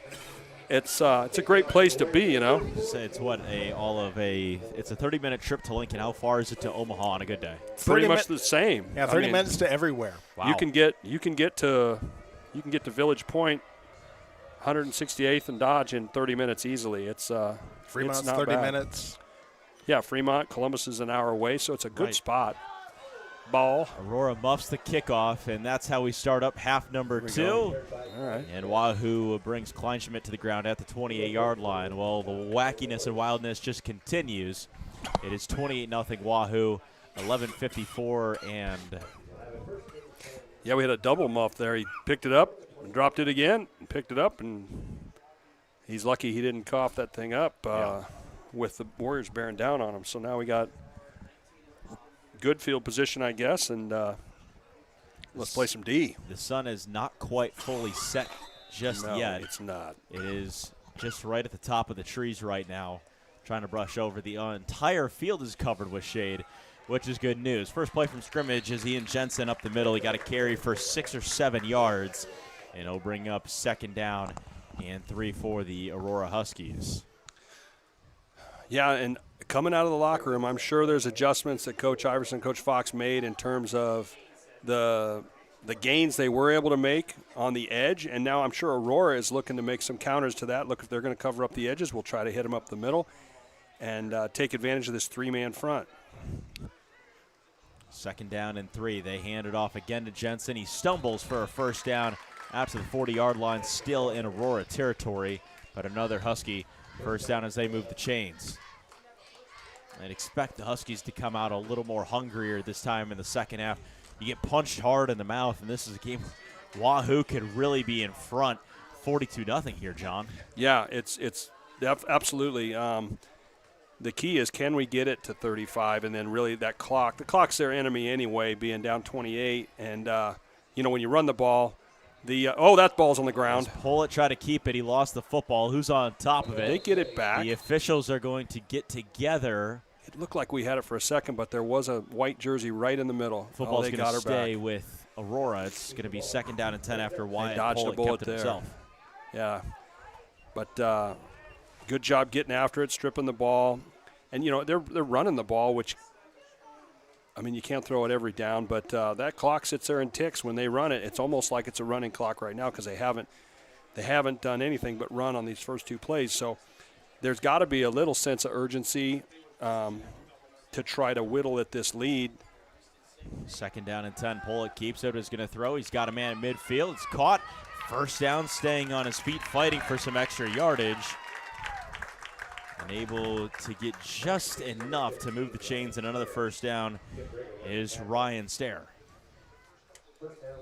Made a few moves. Made a couple moves. We had some pressure on him, but he was able to get the yardage, to get that line to gain. And now clock's back running at 10 minutes. Receiver to the right, 2 receivers to the left, and a tight end on the left side as well. They keep it on the ground. It's going to be Pollitt this time. Makes a few moves, almost at the football, jarred free again, but he's brought to the ground at the Wahoo 44-yard line. He's definitely earning his money tonight, their quarterback, Pollitt. He's running the ball quite a bit. Pretty good athlete, pretty good runner, but it's physical at the point of attack. These guys, they pride themselves in how physical they are on defense. And Coach Iverson's an intense dude. I know he got after him this week. I told him did he do a Matt Rule type of thing, but he got after him this week when practice wasn't going very crisp and they were kind of lollygagging around. And you can't settle. There's no resting in this situation. You got to always be going. 2nd down and 7. Again, they'll keep it on the ground with Jensen up the middle. First contact, try to fight for an extra yard. He got an extra yard. It's 3rd down and 6. And while we have a moment, Nebraska volleyball is also in progress right now in the middle of a match. They're even at 1 in sets 1. Utah won the first set, and Nebraska returned the favor, winning set 2, 25-8. Wow. That is Nebraska's biggest set win of the year. That's incredible. Give up a first set like that. And they just won the 3rd set as well, I believe 25-17, and they will be up 2 sets to 1 heading into that 4th set. That Kentucky game the other day was incredible. It was. 3rd down and 6. Pollitt stepped up to the line of scrimmage, delivered a throw. It was caught. It's another first down for the Huskies at past the 35-yard line. Yeah, and they're getting some yardage here. But the thing that's really interesting is they're not really in hurry-up mode. They're still impatient. They're not really huddling, but they're not running up to the ball either. So the clock right now is kind of on our side, but we definitely need to bend but not break. 8:10 to go, left in quarter number 3. Again, they give it to Jensen up the middle. Made a few cuts, made a few moves, got a yard, maybe 2, if that, to the 33-yard line, and Nebraska just won the 3rd set, 25-18. Amazing year they're having. It is. Really talented team. That's incredible to watch them. 28-0 still on our end between Wahoo and Aurora. As much as we'd love to talk about Nebraska volleyball, we got a football game we in front do of got us. A football game going on here. We got to talk about 2 receivers to the right. They give it again to Jensen, and now a quick throw out to the right. Allen not able to get out there quick enough on the screen. Too far out in front of him. It's incomplete, and it brings up 3rd down and 8. Okay, big play right here, because if we get the ball back, there's definitely going to be some clock time churning, because we're going to run that thing and really try to whittle away at this, because if it gets to 35 and the clock runs with no stoppages, it's really hard. because that clock just flies. You can stamp that as game over. You know, I Yeah, do you want to really interject can. really quick there, John. You say that every time, and then they go for Yeah, a I do. two-play. What am I doing?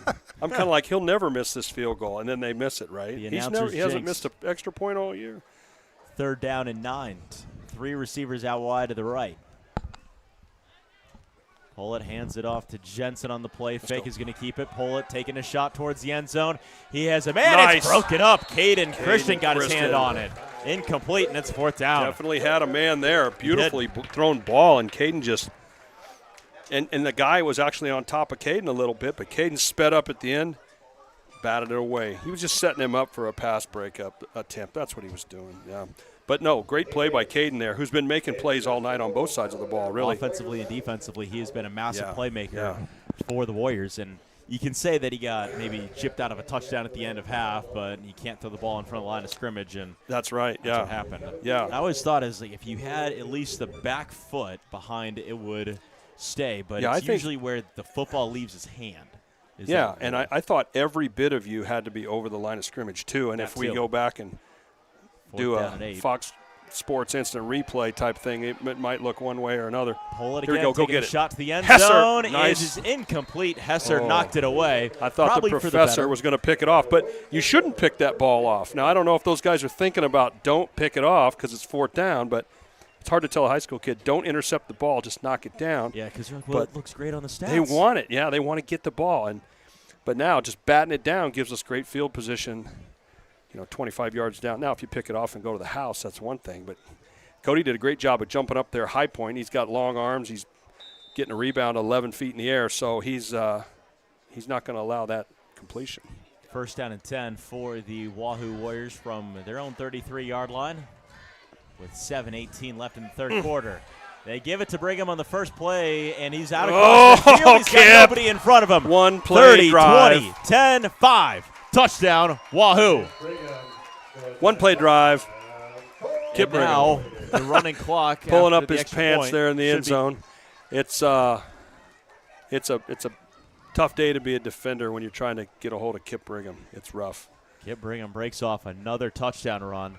He He- starts off the second half the same way he started off the first half. Yeah, and it looked like he was wrapped up after 5, 6, 8 yards, and they were just holding on, and he kept running his feet, and he just runs away from contact, and he's a wheel breaker, man. He'd be brutal to try to game plan for defense. I could only imagine. Extra point try is up. Extra point try is Run it. good, and it's 35-0. Run that clock, baby. And it'll be after the kickoff is when the clock starts running. Yeah, we kicked this ball off. We can predict with extreme certainty that the end of the quarter will be in 7 minutes and 6 seconds Yeah. because short of somebody getting injured, we get to 7:42, this quarter's over. Put a close on it right around 7:42, 7:43. Yeah. And then that 4th quarter should be a breeze, and we might be out of here before 8. Yeah. Yeah, that'd be a nice early night. Again, thank you to sponsors like Wahoo State Bank, the game sponsor for Homecoming, JEO Consulting, First Bank of Nebraska, Saunders Medical Center, Wahoops, Union Bank and Trust, Woodsmith Builders, Simon's Home Store, and Retire Path Advisors. Estadillion and for Ball Families, Titles and Scooters, Wahoo Dental Associates, Saunders County Chiropractic and Acupuncture, Rivalry, Berkshire Hathaway Home Source, Ambassador Real Estate Tammy Bennett, Sid Dillon of Wahoo, Hardy Acres, Wahoo Concrete, Edward Jones, Josh Kruger, Shutt Electrical and Contracting, and Tim and Seth Molly.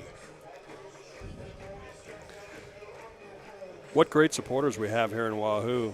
Kelly, that's incredible. Making Yeah. all this possible I tonight. know Greg and up at Wahoo State Bank has been a great supporter for years. His son Christian played football here, but we were talking about breaking a streak when us and Newman were such heated rivals. Christian was on that team that helped break that streak back in 2010. He was a pretty good free safety, tight end, fullback, H-back type guy. Wahoo kicks it away in front 35-0. Clock will run, and Kleinschmidt brings it out from the 7-yard line. Running to his left towards the middle of the field is wrapped up by a bunch of Warriors and is piled to the ground at the 31-yard line, and that clock will run for the next 6 minutes and 50 seconds unless, as you said, something were to happen. And we hope that does not. Yeah, we don't want any injuries. No injuries. These types of games are great, but there's a very fine line when we get to we get into the fourth quarter, at some point, some of these older guys are going to start coming off the field, and because you just don't want them to get hurt in the end of a game like this. But at the same time, pride tells you we want to get a shutout and we want to win this game, decisively. And so far, so good on that. But you put in some of the younger guys that don't play as much. Yep. Some of the student favorites on 1st down and 10. Pollitt's going to keep himself after the play fake. Jensen brought up down to the ground, immediately wrapped up and thrown down for a gain of nothing. It's going to be 2nd and 10. Coach Fox and I were talking about that, having the young players. Last season, there was only 2 games there was not a running clock. So that meant they played so much. The young kids played so much. They come in with so much experience. Yeah, a ton of these defensive starters did not start any games last year, and they didn't play a lot of games until the 2nd or 3rd quarter when things got a little wound out. But, it's great. It's kind of like the Huskers of old. A lot of those guys, by the time they were juniors, were on the field. But because of blowouts and getting in games, they had been on the field for quite a bit. Come on. Trying to avoid a sack throw. It's going to be caught right around the line of scrimmage by Carson Allen. He got a gain of 1. A circus play from Wyatt Pollitt to get a yard. Looked like 3rd down and 9. Looked like Logan Kelly and Eli Shada were right there, and he was running around for his life, and he threw it up for almost like a no-gain type of situation. But I saw Caden breaking on that ball. I thought, if he catches this, Caden might take it to the house. But so far, so good. We're getting a lot of pressure up front. They got a pretty big offensive line. That was one of the things I was thinking about when I was watching films today. They got a pretty good set of dudes up front. Can we handle that, and can we keep the pressure on?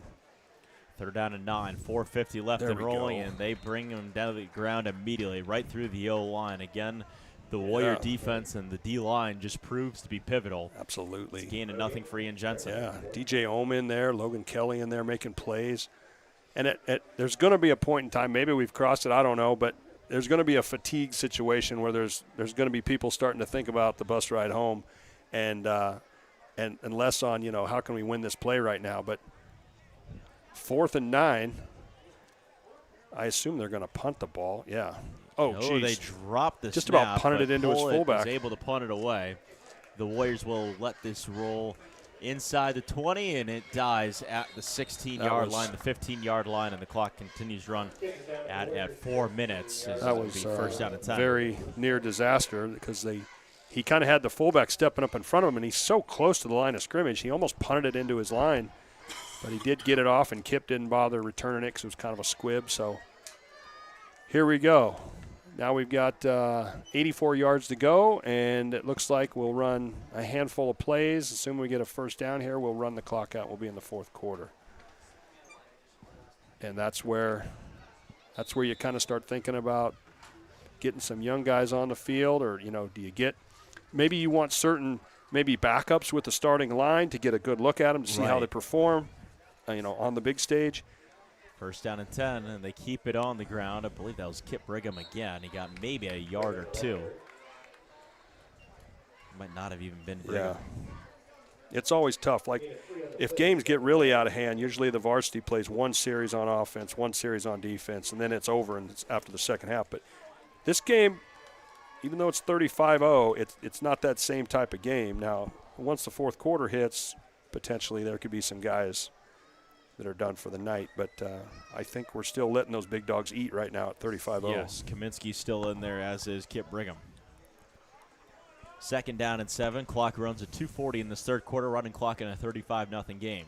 Quick throw out to the left side. Hessler's going to catch it. He's going to turn upfield. There we go. Tries to break 1 tackle and is going to be tossed to the ground at the 28-yard line. Just got to the 1st down marker, a little past it. This should move the chains for another Wahoo 1st down, and it will. Yeah, nice safe play there by the professor. Got 2 hands on the ball in contact, which is good. He doesn't want to put it on the turf again, and moving the chains, and that's really what it's all about. It's just great to see Cody out there making plays, being a first-year player. I mean, he didn't even play in middle school football, I don't think. So this is his first go-around at all this. 1st down and 10 from the 28-yard line. 2 minutes to go, and clock runs.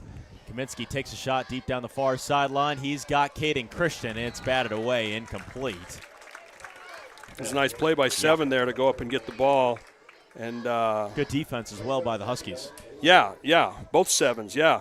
It looked like it was almost a 50-50 ball, slightly underthrown. I think if he lays it out over the top of that guy, Caden's running right now, but great play. I mean, that's something that they've kind of haven't had a lot. When we throwing the ball up, we've made a lot of plays, so that's something they can hang their hat on. And if you're on the other side of this, you're looking for anything that you can build on for next week. Hey, we made a nice job on this play. We made a nice run. They got some running game success. Second down and 10. They give it to Kip Brigham again. Sheds one tackle, sheds another tackle. He's refusing to go down, but it's going to be brought to the ground regardless, and it's going to set up 3rd down and 6 with under a minute to go in the 3rd quarter. Sun still might be up by the time we get out of here, too. Yeah. Which I don't think we were anticipating. I kind of figured 2nd quarter, but we're sitting here in the 3rd, and it's at least the Sun isn't in our direct line of sight, which is nice. Brings up 3rd down and 6 from the 32-yard. 3rd down and 6. I was kind of enjoying that, 60-degree, 50-degree hoodie weather for football. That's football weather right there. You wouldn't see me complain whatsoever. Oh. 2 receivers to the left for Kaminsky. 3rd down and 6. 24 seconds left in 3rd quarter. We got a false start. A few guys went early. A few guys didn't move whatsoever. Yep. Well, if they roll the clock after this penalty, I'm surprised that if they run a play or not. They might just let it go. I think they'll just let it roll. I guess they're going to run a play. What do we got got now? And then we have a whistle, another flag. Another false start. Someone go a little early again. 3rd down and 11. Now this is going to draw the ire of Coach Fox over there. That's 2 unforced penalties in a row. And, the clock's going to tick. We're going to run out this quarter, and he's probably going to be talking to a few guys like some receivers or some O-linemen that need to just sit in their stance and let this thing happen. And, you don't want to get sloppy in a game like this. You want it to be crisp. This has so many parallels to last weekend in Lincoln. You definitely want to finish and you want to play clean the whole way. And when guys come in, you want them to play clean the whole way. And it's been pretty good, but there's been some sloppiness that you kind of don't like. Well, that's the end of the 3rd quarter. That will bring us to quarter number 4. And Kelly, yes, we're going to thank our sponsors. Yes, thank you to all the sponsors for bringing the game right here on BSDNlive.com, Saunders County Online YouTube, Wahoo Public Schools YouTube, and 99.3 FM, KWAB, WahooRadio.com. We have the game sponsor tonight is Wahoo State Bank, been a part of the community for many, many years. JEO Consulting, First Bank of Nebraska, Saunders Medical Center, Wahoops, Union Bank and Trust, Woodsmith Builders, Simon's Home Store and Retire Path Advisors, Estudillo and Fabral Families, Titles and Scooters, Wahoo Dental Associates, Saunders County Chiropractic and Acupuncture, Rivalry, Berkshire Hathaway Home Source, Ambassador Real Estate, Tammy Bennett, Sid Dillon of Wahoo, Hardy Acres, Wahoo Concrete, Edward Jones, Josh Kruger, Shutt Electrical and Contract, and Tim and Seth Molly Construction. There we go. We had a little honor on the field. Trevor Ehrlich, former Warrior, jacked ex-Warrior running back who did the flag tonight. Thank you, Trevor, showing up for some love here, flexing the guns for everybody. 3rd down and 16. To begin quarter number 4, 12 minutes. The clock will start running. If you set a timer, we'll be out of here before 8. Yeah. And we'll see if we get that or not. All the homecoming kids will be fired up. They'll have that much more time to go to a crowd in the middle of a gym and hop around to some random hip-hop songs. 3rd down and 16. Kaminsky rolls out to his right, sets his feet, throws. His pass intercepted at the 40-yard line. Running it back inside the 25-yard line and being knocked down out of bounds right around that 25-yard line is Hudson Decker. That's tough. Yeah, that was and it gives Aurora amazing starting field position. Late throw across the middle. You always talk about that. And I think it was Cal Baps who looked like he was open for a second, but they made a good job breaking the ball. Now they're fixing to put some points on the board here. Now we want to preserve this shutout, and the fellas on the defensive side are going to be hungry to lock things down. Let's hope they can get her done. Be first down and 10 from the 21-yard line. Huskies have yet to get into the red zone tonight. Looking for their first try right here. They're on the fringe of it. In most cases, you might consider this the red zone. And is brought down immediately for a loss. Nice job by Cash Parsons right there. As I believe, again, Ian Jensen who got it. He got a loss of maybe 3 yards.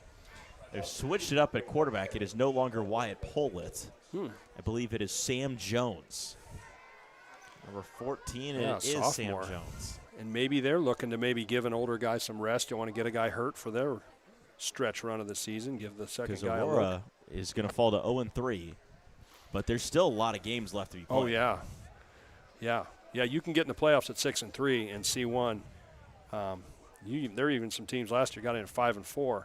So there's a lot of football for everybody left to be played.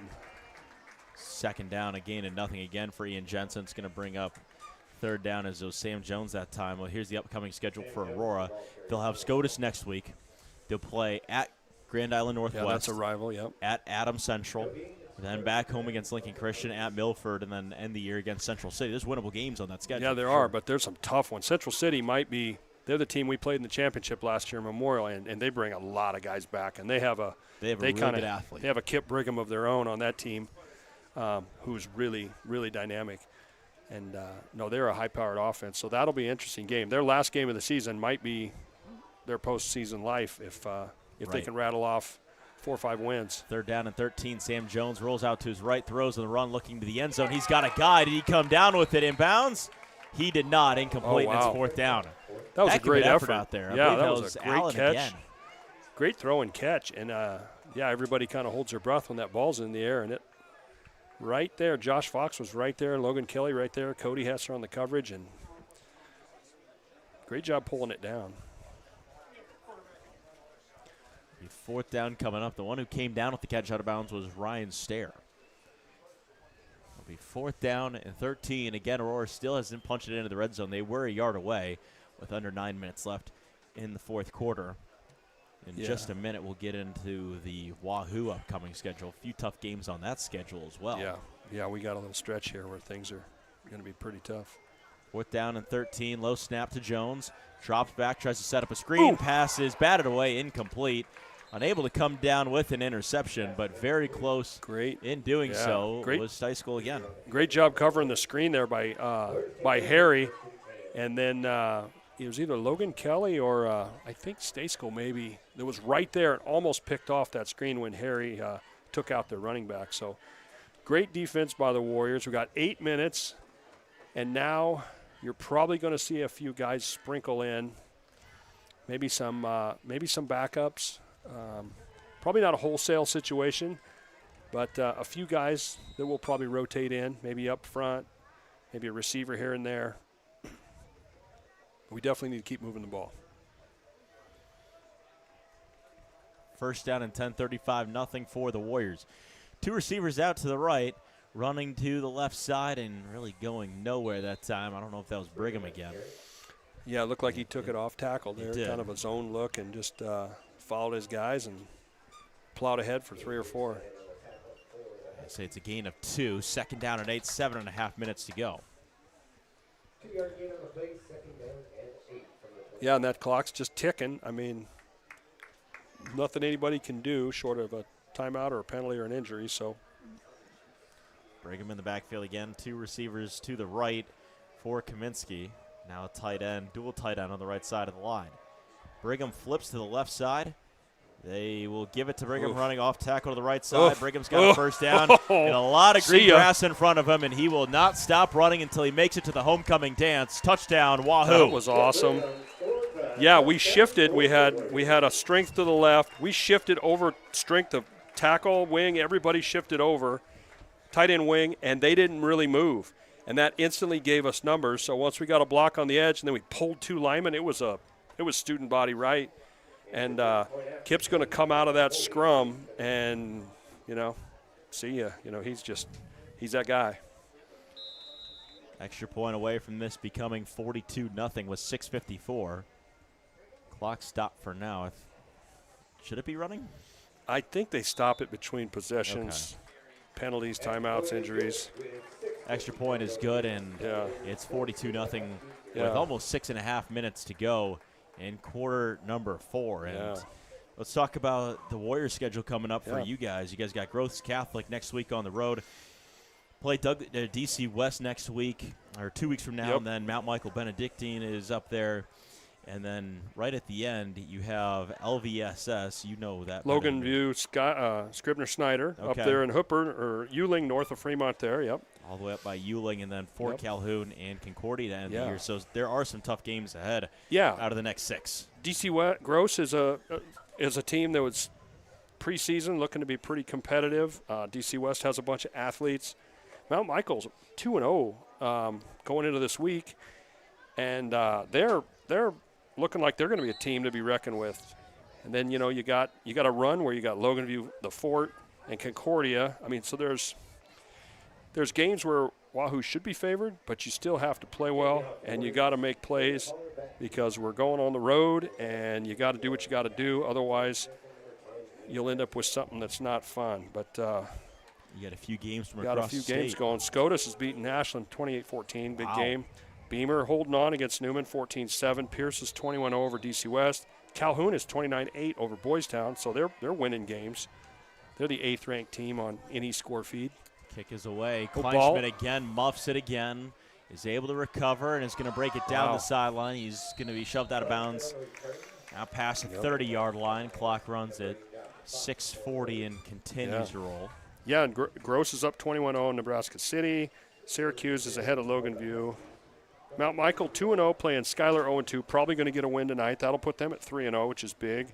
Omaha Concordia 15-0 versus Louisville. And the thing with our opponents is we want them to get to 3 wins, because if you're 0-9, 1-8, 2-7, that gives you the lowest division of playoff points. But as soon as they get 3 wins, and if we were to win, that gives us another level of points. So we kind of want everybody to get to at least 3 wins. And want those teams that are ahead of you to win some games. Yeah, you want your opponents to do well. First down so that 10. it helps you. Carry in to the the playoff right point side, total. down the sideline. Huskies break one free and then shoved out of bounds at the 45-yard line in Warrior territory. I believe was Ian Jensen again. And we do have a bunch of youngins out there right now, so the fight is on. It's it looks like if Aurora subbed down a little bit, it looks like we're kind of playing a Monday night JV game here. But the battle is, can we hold this shutout? Can we keep it 42 nut? Warriors have not allowed a point all year to this point. Jensen still in the backfield, first down and 10 from the Wahoo 46.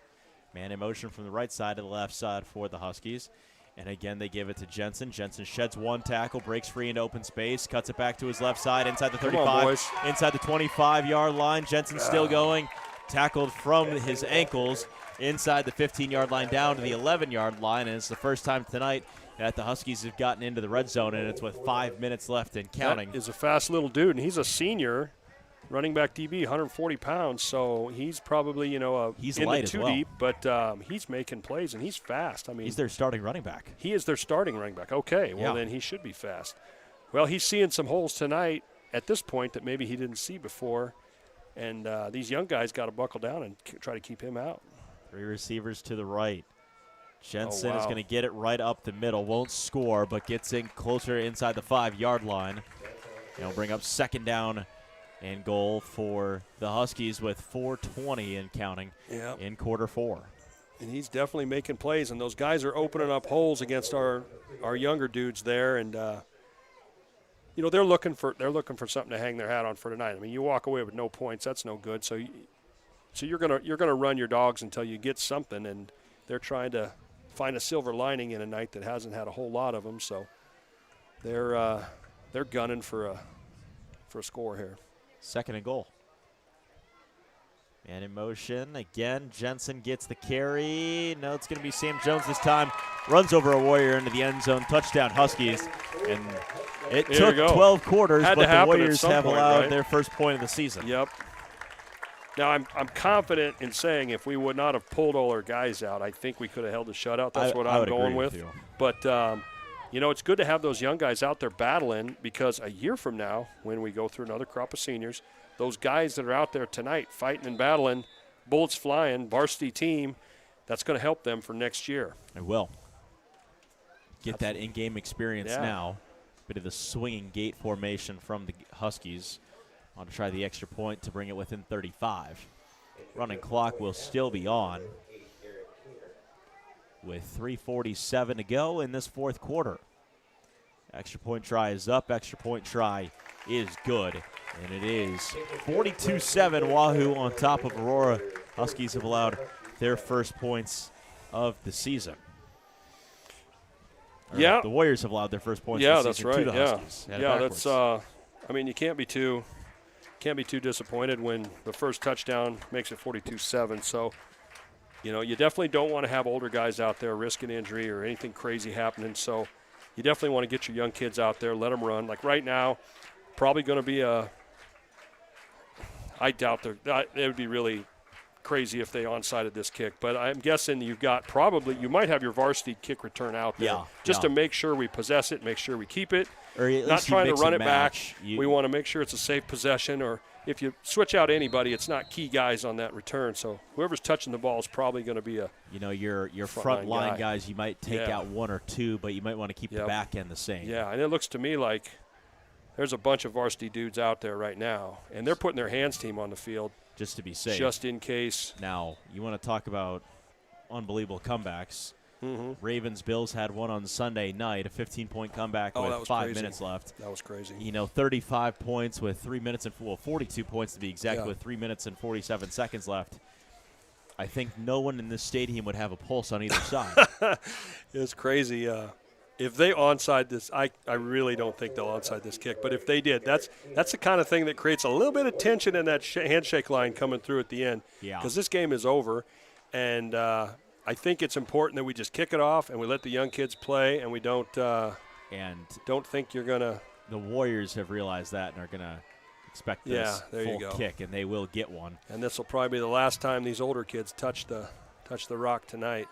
Here's the return, and it's going to be out past the 35, brought down right by the 40 by Brigham.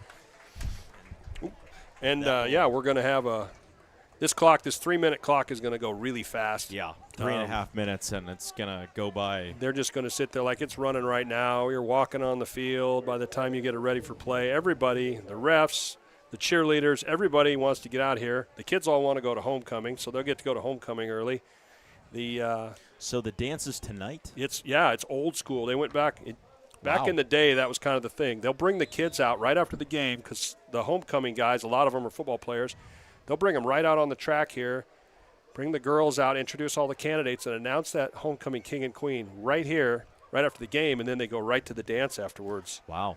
Yeah, I'm used to you play Friday night, you get ready, you do the dance on Saturday. Yeah, kind of prom-ish type deal. And that was the way it was here for a while, but they changed it a few years ago, and it makes tonight's crazy. Like our principal is all day, into the night. But the nice thing is you're all wrapped up, and then there's no tomorrow. There's no Saturday. So all the fun, all the craziness. You're able to make the drive down to watch Nebraska play Houston Christian That's tomorrow. Exactly right. You can get down tomorrow. Now, unless you're sitting in a gym in Arlington watching JV volleyball, which was what I'll be doing, watching my daughter play, I will have the phone in my lap if I get to 11 o'clock. But, otherwise I would probably go down and join my son in the bottoms for the game. That's where your son's living? He's living down there in the He's Bottoms? down there on Charleston Street, Wow. rocking the Bottoms life. Did you live down there? I back did. then? I lived in New Hampshire a couple times. I lived right across the street from Devaney over on 14th Street. Yeah. 2nd and 5. There's Love the the Bottoms. handoff to the right side, a carry of just about 3 yards. Yeah, That's the place to be. That is the place to be. It's awesome. You park down there. It's a cool neighborhood. You walk over to the stadium, walk over the bridge, and it's the Sea of Red. Yeah, it's a good time. You really want to have fun, you go to the Bottoms. That's right, yeah.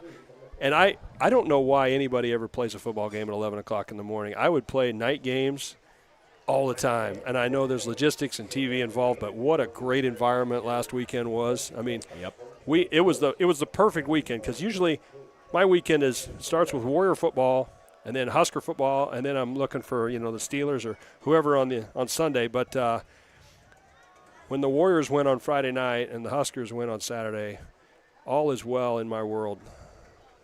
Carried for about 8 or so yards by Logan Kelly. It moves the chains, another first down, and we might get one more in here. We and might then get one more play with 50 seconds we'll left. Call her good. But you being a Steelers fan, I'm sure you're pretty fired up to have Aaron Rodgers on your team. Yeah, he looked pretty good last week. He did. Was very good against the New York Jets. He's not very mobile, but Well, he's 40. He's still got that cannon. Were you mobile at 40? I am not mobile. I don't know if I was ever mobile.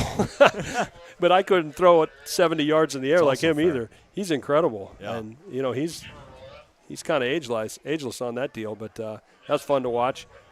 Yeah, went from the Ashland game down to the Huskers, and then light show, and then Steelers. It was a good deal. Good weekend. Handoff again on what should be the final play of the game. Breaking Who's one that? free out past the 40 to the 35-yard line.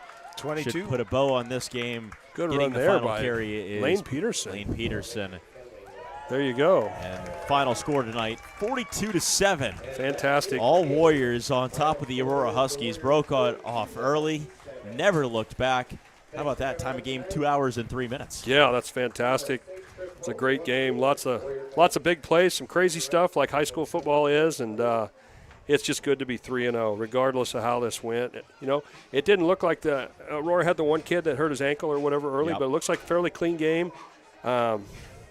No crazy stuff, no pushing and shoving, just a good hard football game, and on to 3-0 for the Warriors. Yeah, well, we're going to send the radio station back to regular programming, but the video will stick around here as we do us a little bit of post-game and have the announcements regarding homecoming. So tonight's homecoming game sponsor is Wahoo State Bank.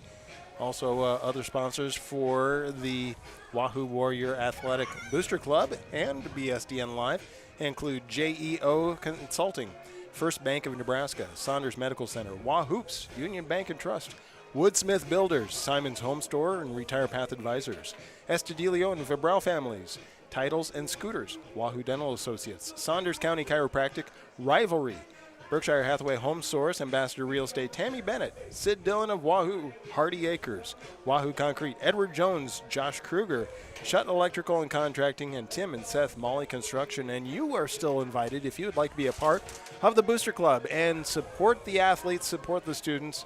You can certainly contact the Wahoo Athletic Booster Club and be a part of that. You can go to Wahoo's Public Schools webpage or just search for them on Facebook. Yeah, great game tonight. Well played game, I thought, overall. A few things when they watch film. Coach Fox will have that film in. He'll be watching it tomorrow morning, if not late tonight, trying to think of, okay, here's some things we did well, but here's some things we got to clean up before we go to Gross next week, which is going to be a physical game. There's no gimmies when you're trying to get back to Lincoln, and you're going on the road. I don't know if Wahoo's ever played at Gross, probably back in the day when everybody was Class B, but it's been I've never seen Wahoo at Gross, and they were a pretty good team last year, pretty physical. We ended up pulling away, but they're a pretty good team this year, so they're going to have their work cut out for you. New opponent playing on the turf next week. Things will be a little faster. Kip will be a little step faster, but so far, so good on rising to the challenge. Well, I've had a couple of messages about tonight's game. Congratulations, gentlemen. You've done a fantastic job. Wonderful. The quote, apparently everybody hung on tonight, was he won't stop running until he gets to the homecoming dance. That was a great line. That was like a Sports Center line right there. Kenny Mayne coming out here. I had to work something into it. That was awesome, yeah. I mean, he's ran all over this Husky team, and I was like, you got to do something a little creative. He's going to run out to the track and maybe become homecoming king here in a few minutes, but it's a fantastic night. And like I always say, Kelly, it's a great day to be a Warrior, and now I transition my thoughts to Lincoln after tonight. But these guys have been having a great season. Lots of bright spots tonight. Cody Hesser, the secret weapon that hasn't really showed up yet this year. He's been on the field all over the place, but now he's making an effect in the paper because he's scoring touchdowns, he's making tackles, he's batting balls down. And so a new person to add to this team that wasn't there before is just adding to the number of athletes. There's so many athletes. I don't know. There's only one football. I don't know how they do it, but there's a lot of guys. I know Caden Christian's a typical starter, but it felt like tonight was a really big game for him in a lot of different aspects. It was a huge game, yeah. He made plays all over the place. And I would say he punted the ball well, but I don't know that we punted. No, not very much. No. Did we punt once? Once. Might have punted once. And last game, I think there was not last game, last home game. He's kind of, if he didn't play defense, he'd be kind of our Archie Griffin. He'd kind of be hanging around on the sideline thinking, what do I do? But he plays. He probably doesn't leave the field much, really. No. He's one of those guys, and he's a great athlete. I mean, he's like 6'2", 185 pounds, and he's fast and he makes plays. So, but there's a bunch of dudes like that on this team, and I mean, sometimes you play a team and they got like 3 really good players. It's really hard to kind of scout the Warriors because you could look at a bunch of guys and say, well, he'd start for us. That was always the thing we talked about as coaches. Well, how many guys on that team would start for us? And I think our guys would start on a lot of teams. And last year we had a bunch of guys that were backups that would have started on a lot of teams. And that depth is just so huge to get these games. And then you can get young guys in. You don't have to worry about beating up starters. Everybody stays fresh, and we're on to next week with injury-free for the most part, it seemed like, tonight. Landon Fye was out tonight. He hurt his knee last week, but he thinks he'll be back next week. Nothing real serious, just holding him out as a precaution. But he's another athlete that when he steps on the field, he's probably the fastest kid on our team by, a step or so. Him and Kip are both track fast, so it's a great night. Yep. Our next broadcast, home broadcast on bsdnlive.com, Saunders County Online YouTube, and Wahoo Public Schools YouTube will be next Tuesday night. As for volleyball, it is DC West coming to play. Oh. And so we'll be here for that, and then get ready to see if we can probably be a radio broadcast because next week the opponents normally don't let us do video there. So so they'll let us come in and maybe do some audio? And do some radio coverage. And that we'll might be see fun. if we can Go do into that. enemy territory on the broadcast there. Yeah, so and then DC West comes here, right? And then DC West comes here. Yeah, so there we go. Actually, 2 teams that we cover you can watch multiple ways. So yeah, fantastic. It'll be a lot of fun. Bobby, appreciate you. Great job. You did a fantastic job. Yeah, that was fantastic. Anytime you want to come up, let me know. Yeah, Will do. So probably got some stuff to do tomorrow, but that's okay. That is true. In part of the Husker video team It'll be an early morning tomorrow for sure. So that 11 a.m. Good thing it's an early evening so you can get some rest. Exactly. Yeah. So go home, eat some dinner, and be ready to go for tomorrow morning. All right. Now we're going to be signing off of 99.3 FM, Saunders County Online. And on the video, we're going to be getting ready for the presentation for homecoming right here on BSDN Live and Saunders County Online YouTube and Wahoo Public Schools YouTube. Okay, radio's off. All right.